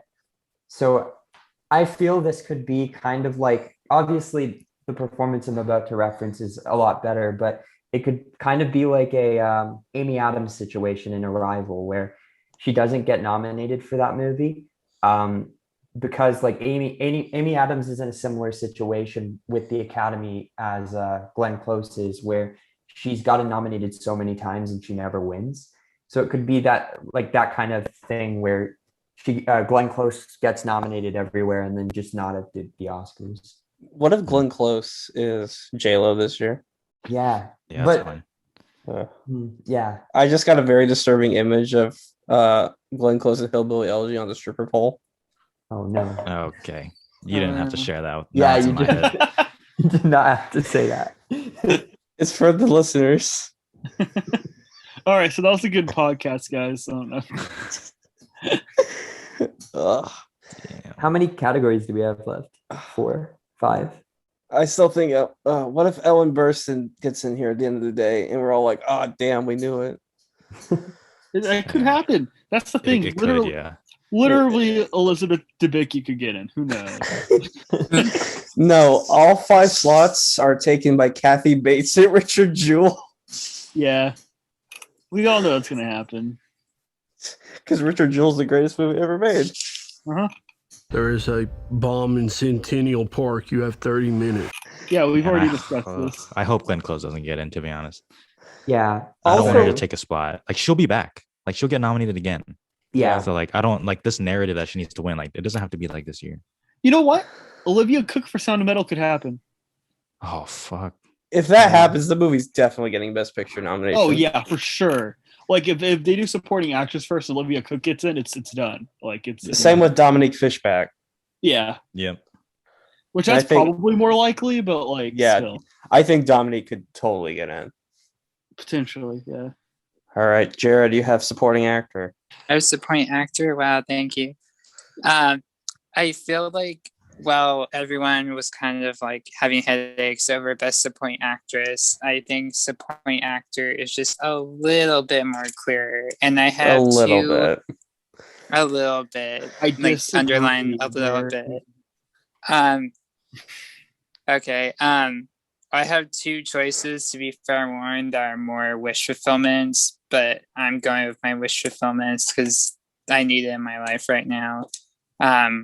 One, Daniel Kaluuya for Judas and the Black Messiah. Two, Sacha Baron Cohen for The Travel to Chicago 7. Three, Alan Kim for Minari. Four, Leslie Odom Please. Jr. for One Night in Miami. Five, Paul Raci for Sound of Metal. Oh my, dude, I could cry just hearing that right now. Well, Alan, you're gonna like my list too because I have Daniel Kaluuya at number 1, Leslie Odom Jr. at number 2, Sasha at number 3, Alan Kim at number 4, but then everyone's favorite actor Jared Leto at number 5. No. Oh, what a roller coaster that was. Yeah. Damn, so Jared you guys Leto. both have Alan Kim. Yeah, I think he's getting in. I think that tearful acceptance speech did him a lot of good. Yeah. I guess it could be like Tom Hanks' speech at the Globes, but who Yeah. knows? If he gets in, then He's that's the cutest kid ever. He needs to be nominated for everything. I love him so much. yeah, but I feel like it's potentially not gonna happen. I'd be so bummed. Yeah, I burnt myself before with like Jacob Tremblay. They just a lot of the time they don't go with child actors, unfortunately. But Quantum Wallace. Yeah, but that was different. She carried that movie. Like she was like literally carried that. Haley movie. Steinfeld also for True Grit. Yeah. That's true. Yeah. She was a bit older though. Yeah, she's like 13 when she did that movie. So Yeah. But also, Alan Kim is the lead in Minari. yeah, he is. He is. Like- Yeah. But so was Jacob. So was Brooklyn Prince, who got snubbed, and she had a really great acceptance speech at a Critics' Choice as well. So is Haley Steinfeld in True Grit. Yeah. All right. I've got Kaluuya, Sasha, Leslie. I have Paul Raci, and I have David Strathairn pulling a Marina de Tavira. Wow, that would be sick. That would be awesome. Well, I'm worried about that. I think he's great in that movie, so I'd be happy. And he has a bit of a leg up from Marina de Tavira and also Song Kang-ho, who did not get nominated last year, but we all thought he was going to be. That he is a respected actor in the industry, and he is also a previous nominee. For what movie? Good Night and Good Luck. Oh, yeah. Okay, I've got Kaluuya at 1, Sacha Baron Cohen at 2, Leslie Odom Jr. at 3, Paul Raci at 4, and Chadwick Boseman at 5 for The Five Bloods. Yeah, I'm not feeling Chadwick for Five Bloods. I think it's just going to be Marini. Ooh, I don't know. I think they're gonna like The Five Bloods a little more than you think. I don't think so. Because here's the thing. It makes sense that the SAGs did it because they like nominating posthumous actors. And the Critics' Choice loved that movie. But when the BAFTAs, granted it was a jury, picked his co-star Clark Peters over him, that is not a good sign. That was weird, yeah. Okay. Yeah, I have Kaluuya, Sasha, Leslie Odom Jr., Paul Raci. I did have Chadwick Boseman earlier yesterday, but the Clark Peters things really threw me off. Oh my god. Yeah, I'm sending it. I'm doing Jared Leto. Yes. Ooh. yes, join the club. Oh, that is one of the least clubs I want to be a part of. But when he got SAG, like that kind of broke my brain a little bit. I'll never forget hearing the Golden Globes say Jared Leto and being like, "What is happening?" No, I was at the gym when I was watching the nominations, I was sipping water and I did spit take, and everyone noticed that I just made a big puddle on the ground, and I'm like, I'm sorry. I was so convinced that was a one-off thing for the Globes. Yeah. Same. And then I was like, what the oh man. Oh, I hope it's not true. I feel like Jared Leto could, weirdly enough, become another actor that just gets nominated for Oscars for no reason. So you think he's going to get nominated for the Snyder Cut next year? We live in a society. Who knows? 100%. He's gonna get nominated for playing Dave Rubin. We live in a society. And this is where the little things like popping up in all the short lists, this is where I think it's coming through. Yeah, Well, I've got into makeup, so that and score. You know what? You guys are. I'm going to take Chadwick off. I'm going to put on Jared Leto. Yeah. oh my dude, god. Well, I'm sticking with my long shot of David Strathairn, so Can we just appreciate the fact that I grabbed Alan Kim at 100-1 odds on Gold Derby? nice. Okay, So that happens. let's move on to hopefully an easier category, Best Actress. Brett. Yeah, this one's pretty easy, I think. I still have Andra Day at 5. I know some people are putting it at 4 or 3. I still think she's at 5. The Golden Globes do their thing, but also like I think she's in at this point. I think this 5 is solid. Then Yeah. 4 is Viola Davis for Ma Rainey's Black Bottom.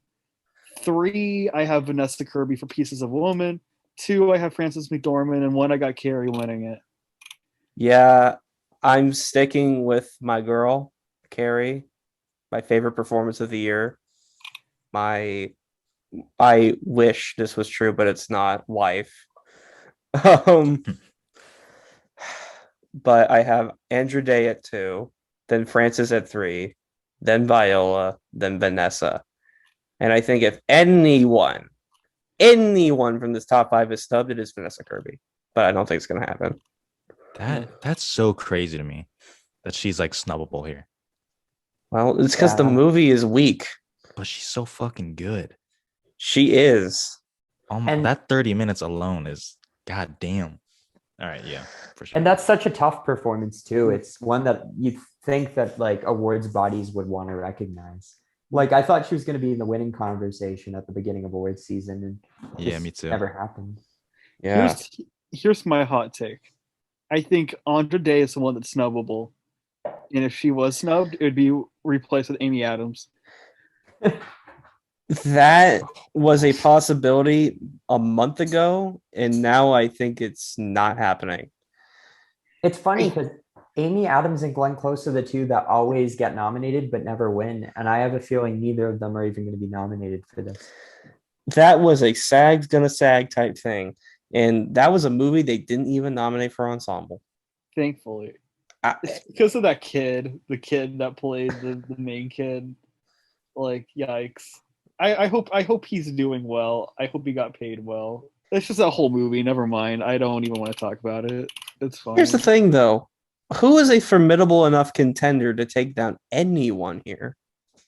Yeah, I don't know. I was thinking Zendaya for a while until the reviews for that movie came out. Yeah.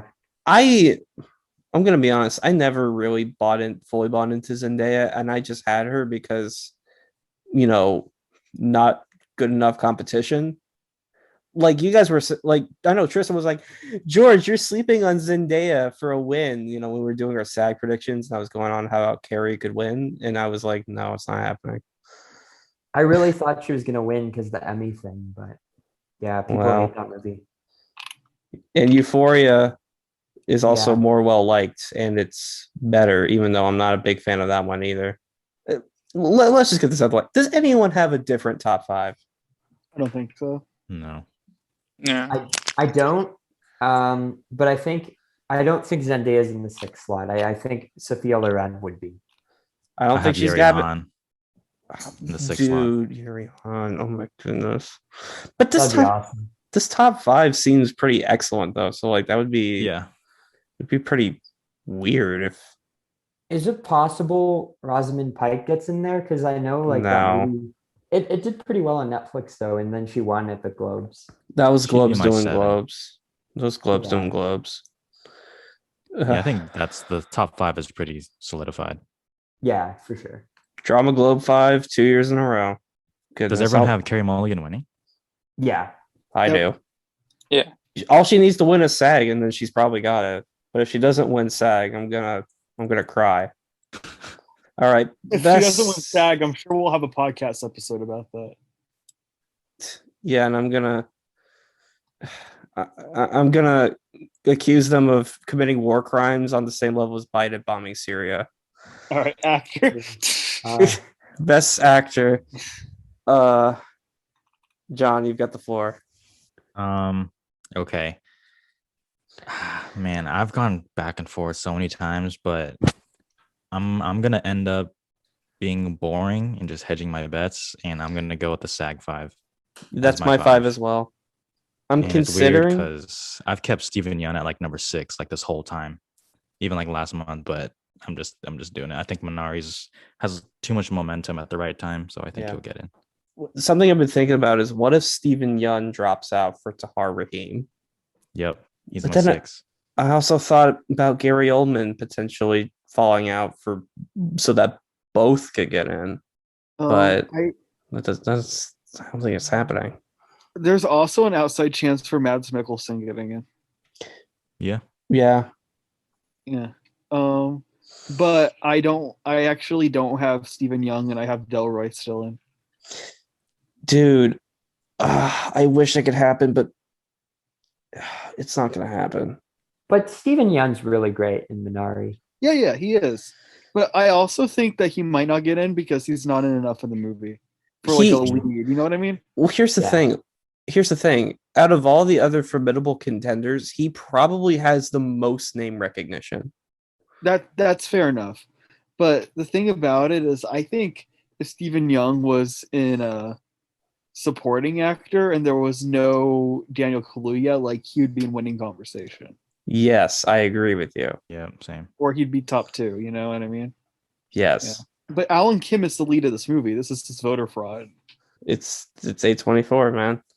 But Yeah, Stephen Yeun, he's got the name recognition. I think it's an absolute crime that Kinsley Ben-Adir is not even in this conversation. Yeah, he was so good. If he was campaign supporting, I think he'd be in winning conversation. Yeah. But they want to put Leslie there because Leslie's the name, you know? Yeah. Kingsley will be a name, though, I think. Yeah. I've got same as you guys, the SAG 5. Yeun at 5, Oldman at 4, Ahmed at 3. No, sorry, Hopkins at 3, Ahmed at 2, and Bozeman at 1. Damn. Jared? Yeah, the exact same 5 in that exact same order. I think like all those 5, I would bet many are like a lock right now. I guess. Man. I'm just worried Tahar Rahim's could take out Yeun. But also, he would be the first Asian American. That's exactly what I was going to say. Asian American He's been actor. campaigning, and I feel like that's like a known narrative. Yeah. Because like Bong Joon-ho's talked about that like publicly too. So yeah, I don't know. Goodness, you know what? You've convinced me. Delroy's out. I'm gonna put Young in. No, we're all gonna be boring with both actor and actress. Oh goodness. Yeah. You know what? You've convinced me. When I take him out, I'm gonna put on Tom Holland for Cherry. Do it, dude. Jesus. Tom Holland stands will love you. Yeah. Oh, dude. Whenever I saw Cherry like a month early, I tweeted my first reaction to it. And the Tom Holland stands hated me. Like, I got all these comments that were like, "You're just hating on the movie. You didn't read the book." Or stuff like that. It was so Did they read the book? I was like, no, I definitely didn't. Did they read the book? I don't know. I have no idea. But like, there was Tom Holland stands that hated me for a bit on Twitter. It was great. Got to be careful with those. Yeah. They'll dox you. Best director. I've got this one. I've got Chloe Zhao, David Fincher, Emerald Fennell, Lee Isaac Chung, and I had Vincerberg as my long shot prediction, but I've switched him out for Darius Martyr. That's a take. Yeah, that's a good one. I have a hard time seeing Sorkin getting in because of the Martin McDonough, Peter Farrelly, Bradley Cooper thing. And the same goes for Regina King. So I'm going with my no guts, no glory, driving off the cliff, Thelma and Louise style. Just gonna do it. That's pretty much for me this entire podcast, so I respect. Yeah. Yeah. Is I have- anyone here going with the DGA 5? Because that's the safe 5, and what will probably happen. No. So I have- am. Oh, okay. You I'm are? going with DGA 5, but I don't see. I think it's reverse psychology because I'm seeing everyone snub Sorkin, which I thought too. But the fact that I'm seeing everyone snub Sorkin just makes me feel like he's just staying now. So that's the only reason why. I guess. He's But probably gonna get snubbed if I'm being real. But I'm just yeah. gonna keep it. I'm just Yeah. gonna keep it. I think the other four are famous last words. I think they're in. Yeah, But I think they're pretty locked in. yeah, there's people snubbing Emerald Fennell for Regina King, and I'm like, yeah, you're delusional at this point. Like Emerald No Fennell's way. making it. That her directing is a lot more showy, and it's a lot more director's branch friendly than One Night in Miami. So Yeah, I just don't feel that strongly about anyone else. yeah, I don't feel strongly about Darius Martyr, but you know, I think for me, so my 5 is Nomadland. It's Chloe Zhao, David Fincher, Regina King, Lee Isaac Chung, and Emerald Fennell. Right. My number 6 would be, of course, Sorkin, because that could happen. But I think my 7 would be Thomas Vinterberg. that'd be interesting. I think that That'd could be cool. happen. That'd be cool. I like that. That'd be cool. I would dig it. Goodness. Cool. Yeah, that would be awesome if you got in. I've got Chloe Zhao at number 1, David Fincher at number 2, Emerald Fennell at number 3, Lee Isaac Chung at 4, and Regina King at 5. I just have a feeling that I don't know, Sorkin, it seems snubbable because he's he's known more for writing, and that movie, it doesn't have flashy direction in the way that a lot of the others do, and it would be really historic if 3 women got in the category. Yeah. Well, Tristan, it also would have been historic if Greta Gerwig was the first repeat nominee in the director category, but that didn't happen. But that was Should've. also a more competitive year. It should have, but you also had sure, Todd Phillips got in, but you also had she was competing against Noah Baumbach and Her husband. Taika. Yeah. So this year is not quite as competitive, I don't think. And I think Kelly Reichardt's in here too. She's in the 10. I don't think so. But here's my problem with that. First of all, I think Little Women is more of a director movie than One Night in Miami is. Yeah. 100,000%. 100%. Yeah. The thing about Regina King, though, is that if she was going to make it in here, she would have made it at the DGA. They're friendly to actor directors. They nominated Cooper. I don't think they nominated Denzel Washington, but they nominated Ben Affleck. And they get snubbed too. I know Regina King got first time director, but that's not the same thing. It's the... Yeah, you're right. But you also have to recognize that this branch is so cliquey, snobby, elitist. I know I've been saying this, but they're so cliquey. They are very selective about who they welcome into their club. I think Chloe, Emerald, and Isaac make a lot of sense as people who they would be like, hell fucking yeah, come in our club. We like you guys. But when it comes to Regina King and Aaron Sorkin, their directing is not super dynamic. Yeah. But I don't know. King's just so beloved within the industry. Sorkin's beloved.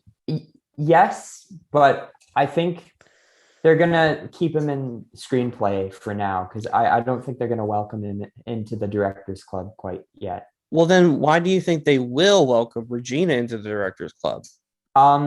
Well, because I just think, first of all, Regina didn't write the script and she wasn't acting in the film, so there's nowhere else they can nominate her, and they really love her. And I think Amazon's been really campaigning very hard for her, harder than they have for any other element of the film. And I just think it would be really historic to have 3 women in here because there's never even been 2. I don't think the Academy is going to pass up that opportunity. It's going to be I don't a think- really amazing moment. Well, I don't know that such a boys' club is going to be ready to go for 3. I can see them going for 2, but not for 3. But the Globes went for 3, and I think the Academy but are more diverse. The Globes is 90 old ass white people. The director's branch of the Academy is like 300 people who are also more international. Yeah, but I don't know. I don't see a scenario where 3 don't get in. Well, buddy, I do, because I remember Catherine Bigelow got snubbed for Ben Zeitlin, and I That was remember crazy. Martin McDonough getting snubbed for Paul Thomas Anderson, Bradley Cooper getting snubbed for someone whose name most people can't even pronounce. I can't believe he got snubbed. I still can't believe that. Yeah, that's insane. Yeah, I'm so upset that happened. But I put Paolo Polakowski in over what's his face for Vice. Oh, Adam Adam McKay. McKay. Yeah, I mean, Cooper should have won over Rami Malek. yeah, 100%. Yeah. Should have been Ethan Cooper- Hawke. I've said this on this podcast before, but Cooper gives my favorite performance of the decade in that movie. He's so Okay. fucking good. Yeah, him I mean, and he Adam is, but- Driver. I would go Joaquin Phoenix in The Master, then I might Adam go Leo Driver. and Wolf of Wall Street. Ooh, good one. That's not a bad pick. I These would are all probably good. go Affleck in Manchester by the Sea. No, that's a good one. Yeah, Yeah. they're just all better than Rami Malek is basically. Yeah. Yeah. Yeah. Without a doubt. All not giving an SNL worthy performance. And the thing is if there is a Ben Zeitlin type contender who can break in here, I think it is Darius Martyr. That's Are y'all feeling interesting. the father is the Foxcatcher this year? I think it's possible. Yeah. Yeah. I think it's possible, but I'm not gonna predict it just because that movie's been underperforming a lot lately. I think we But talked I- about this last podcast, but Foxcatcher was snubbed. That movie's great. Should have been nominated for Best Picture. It was probably number 9. Yeah. I get it was like this like really slow burn of a movie, but like that movie stayed with me quite a bit. I loved it. I actually haven't seen Foxcatcher. It's really great. You should check it out. Yeah, I know it's the director of Capote, which got Philip Seymour Hoffman an Oscar. And Moneyball. He's a good director. Yeah. Moneyball's been on my list to watch for so long and I still haven't seen it. Oh, That's, it's so good. Aaron Sorkin wrote that. Yeah, I've heard it's amazing. So yeah, I don't. It probably is the DGA 5, and there probably isn't like a strong enough contender to take one of those out.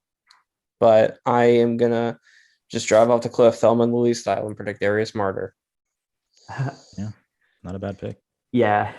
I'd Jared, like that. Jared, before we move on, you got to mention what your top 5 is. I have Chloe Zhao, Elmer Fennell, Lee Isaac Chung, Aaron Sorkin, David Fincher. DGA 5. Yeah. All right. Best picture time. Okay, here Tristan we go. French Tano. Okay. Oh man, this is so tough. Are we doing 10 or are we doing 9? Or I'm- what's going on? I'm just filling out my 10. Okay, I'll do the same. Okay, so at number 1, I've got Nomadland. I think that's the clear front runner. I can't see it going any other way at this point. 2, I've got Minari. 3, I've got Promising Young Woman. 4, I've got Trial of Chicago 7. 5, I've got Mank. 6, One Night in Miami. 7, Ma Rainey's Black Bottom. 8, Judas and the Black Messiah. And by the way, I think the 7 are locked. Here's where it gets a little shaky. So Yeah. 8, Judas and the Black Messiah, because it got the PGA. I think that's a really big deal. It's a late breaker, so it makes sense that it wasn't nominated at other places. And it got some BAFTA stuff too. 9, Sound of Metal. I think it's happening at this point, but I also said the same thing about Florida Project. So I really Yeah. hope it is. And then 10, I've got The Father. I think it could fade away, unfortunately. Yeah, I've got the exact same 10, but I've got slightly different order. I've got Same. Nomadland. I've got at number 1. I've got Chicago 7. I still think Chicago 7 can win because it can win PGA. It can win SAG. It can still win WGA. It's not all locked up for Nomadland. And maybe this is just me being cautious because I said Roma was a lock to win Best Picture, and look how that turned out. But come on, Trial is better than Green Book. We can't make that comparison. That's a terrible take. I think Trial is a way better movie than Green Book. Yeah, but I'm still being cautious. Then I have Promising Young Woman, then Minari. And the reason I have Promising Young Woman above Minari is because those top three right there have literally made every major Best Picture nomination, industry wise. So Golden Globe, Critics' Choice, PGA, BAFTA, DGA. All three of those movies made all three. Those are the only three movies to do so. So that's why they're the top three. Then Minari, Mank, Rainey, One Night, Judas, Sound of Metal, The Father. Does anyone have a different 10? I do. All right, you go. Tenet. Yeah, of Yeah, course Billie I do. Eilish. I can be called the Cruncharian this whole podcast, but I do have a different 10. Okay. So 1, I have Nomadland, of course. 2, I have Minari. 3, I have Trial Chicago 7. 4, I've got Ma Rainey. 5, I've got Promising Young Woman. 6, I've got Mank. 7, I got One Eye Miami. 8, I have Sound of Metal. 9, I have The Father. And 10, I have Soul. Out of just pure stubbornness, I have Soul at 10 at this point. It's probably not going to happen, but like if I was to take it off and it by miracle made it on the list, I would never forgive myself. I don't think Judas is making it, and You're delusional. You're crazy. You're crazy. I think a lot of people are now buzzing that they're like, all right, so Judas has made it in now. I feel like this is an I, Tonya. This is exactly what happened. People are like, oh, I, Tanya's making it in. It's a late break, but like I, Tanya's making things now. No. And then it didn't happen. Judas is Phantom Thread. Judas is Phantom Thread. I think Sound of Metal's Phantom Thread. I think Sound of Metal's Little Women. And Whiplash. I love how we're comparing movies. I know all these comparisons. So I think number 1, I think it might just be 8 nominees in Sound of Metal. Yeah, it could be. Yeah, it's possible. Yeah. But if 9 gets in, I think it'll be The Father. I don't think it'll be Judas. Here's the thing about Judas. Here are some movies that made just the PGA and got into Best Picture. Okay, you've got Hidden Figures. That was a late breaker. American Sniper. Gross. Little Women. Heck yeah. Even Ford v Ferrari. Ew. Aside from Ford v Ferrari, those are all late breakers. And those are all recent too. Yeah. So considering the fact that Kaluuya is winning, considering that we could get cinematography nomination, a screenplay nomination, a surprise and supporting actress maybe, and obviously a song nomination, I think it's in. I think only Kaluuya is getting nominated, and then maybe one technical. I don't think it'll show up that strong. I just have a feeling. I have a hunch. Good. Well, I think your hunch is bad, so it might be a bad hunch. We might wake up Oscar morning and I might be like, yeah, you told me that I should have called that, but I don't know. I have a hunch. I have a suspicion. I don't like, and I'm not dogging on Judas. I think it's a good movie. I think it deserves it over some of these. I just have a feeling that it might not actually make it like we think it will. I think Judas is better than Chicago 7. Yeah, I do too. But and I Soul don't is better dislike than both Trial of them. Chicago 7 either. Promising Actually- Young Woman should be running away with Best Picture, though. Let's be honest. To be fair, I disagree, even though I love. I don't know about that one. I disagree with that. Nomadland is by far my favorite, and my favorite movie has never won Best Picture before, or at least since I've been paying attention. Oh, if I was to choose Best Picture, it would be Minari. I think Minari might be my favorite movie of the year. So, Wait, what was your favorite movie last year, Tristan? Marriage Story. Parasite would be okay. number 2, probably. Okay. Parasite was my favorite last year, but my favorite movie winning 2 years in a row is very suspect. So I don't think Promising Young Woman's going to win. Goodness. I was so jazzed when Shape of Water won Best Picture. I was just really? so into that. Yeah. It's like one of my favorite movies, and I just didn't think it was going to happen for whatever reason. Like I was everyone Team was Get Out. calling it, and I was like, "No, it's too good to be true. It's not going to happen." If Get Out won, that would be really cool too. Yeah, that was my favorite movie that year.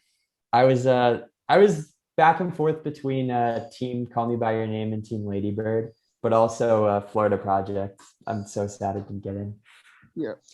But I loved everything that year except Darkest Hour and The Post. Yeah, to be completely honest, all of the major like competitors this year are all movies that I liked, which is nice. Phantom Thread should have won Best Picture out of those nominees, so I like Shape of Water more than Phantom Thread. That's a big take though. No, I do too. I really like Shape of Water. I love Phantom Thread. I think it's I like Shape of Water a lot, but Phantom Thread.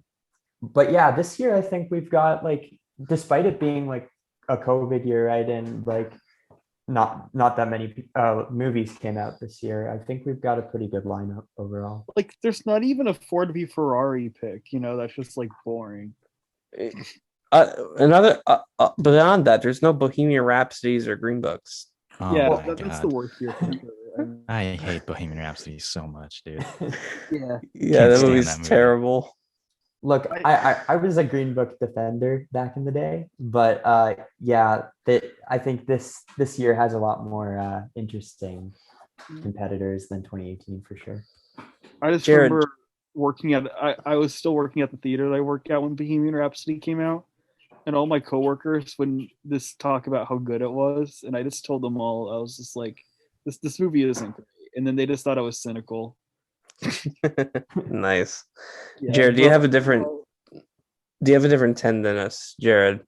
No, but I do have kind of a different order, I guess. I have Okay. Nomadland, Minari, Mank, The Tribes of Chicago 7, My Rain's Black Bottom, Judas and the Black Messiah, Promising Young Woman, One Night in Miami, Soul, Sound of Metal.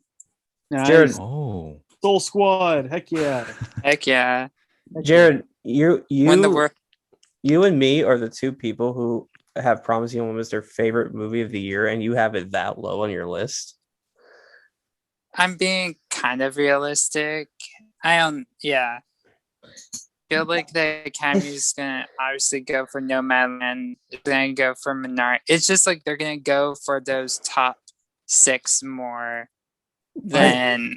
I think Promising I Young mean, you Woman's like a gotta play- top you gotta 5 play with- contender. You gotta play with the Black Lives Matter movement instead of Judas. We'll be up for that. My Rainey's has Tower Bozeman's hype. I understand Child of that, Chicago but 7 has Aaron Sorkin. Mank has the whole it's old Hollywood. We love hearing our history about ourselves. And Nari's just a masterpiece about family and Alan Kim and whatnot. And then Nomadland is just this beautiful oasis to America.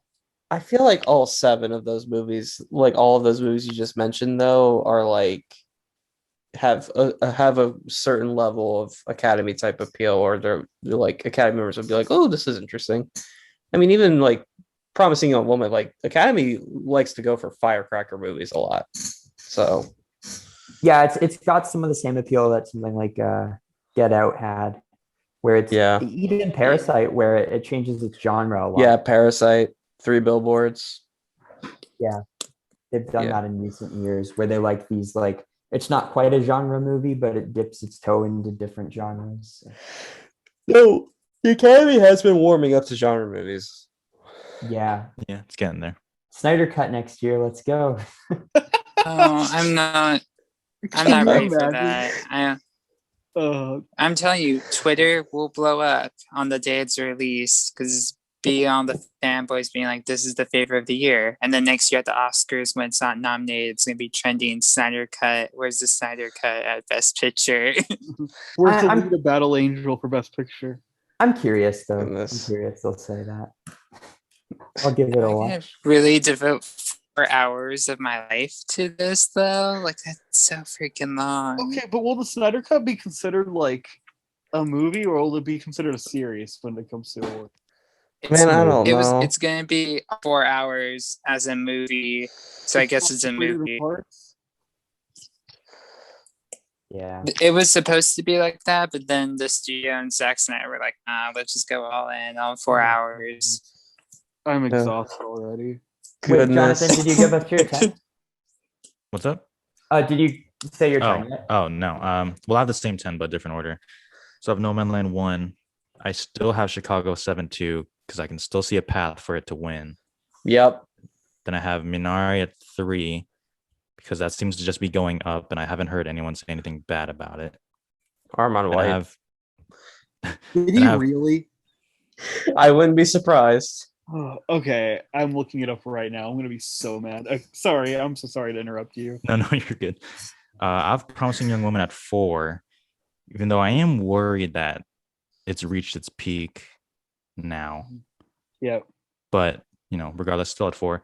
Mank at 5, Ma Rainey 6, One Night in Miami 7, 8, Sound of Metal, 9, Judas. And if it's only 8, then Judas is like the Beale Street. And then 10, I have The Father. If Promising One makes his peak right here during nominations, that'd be good for it then.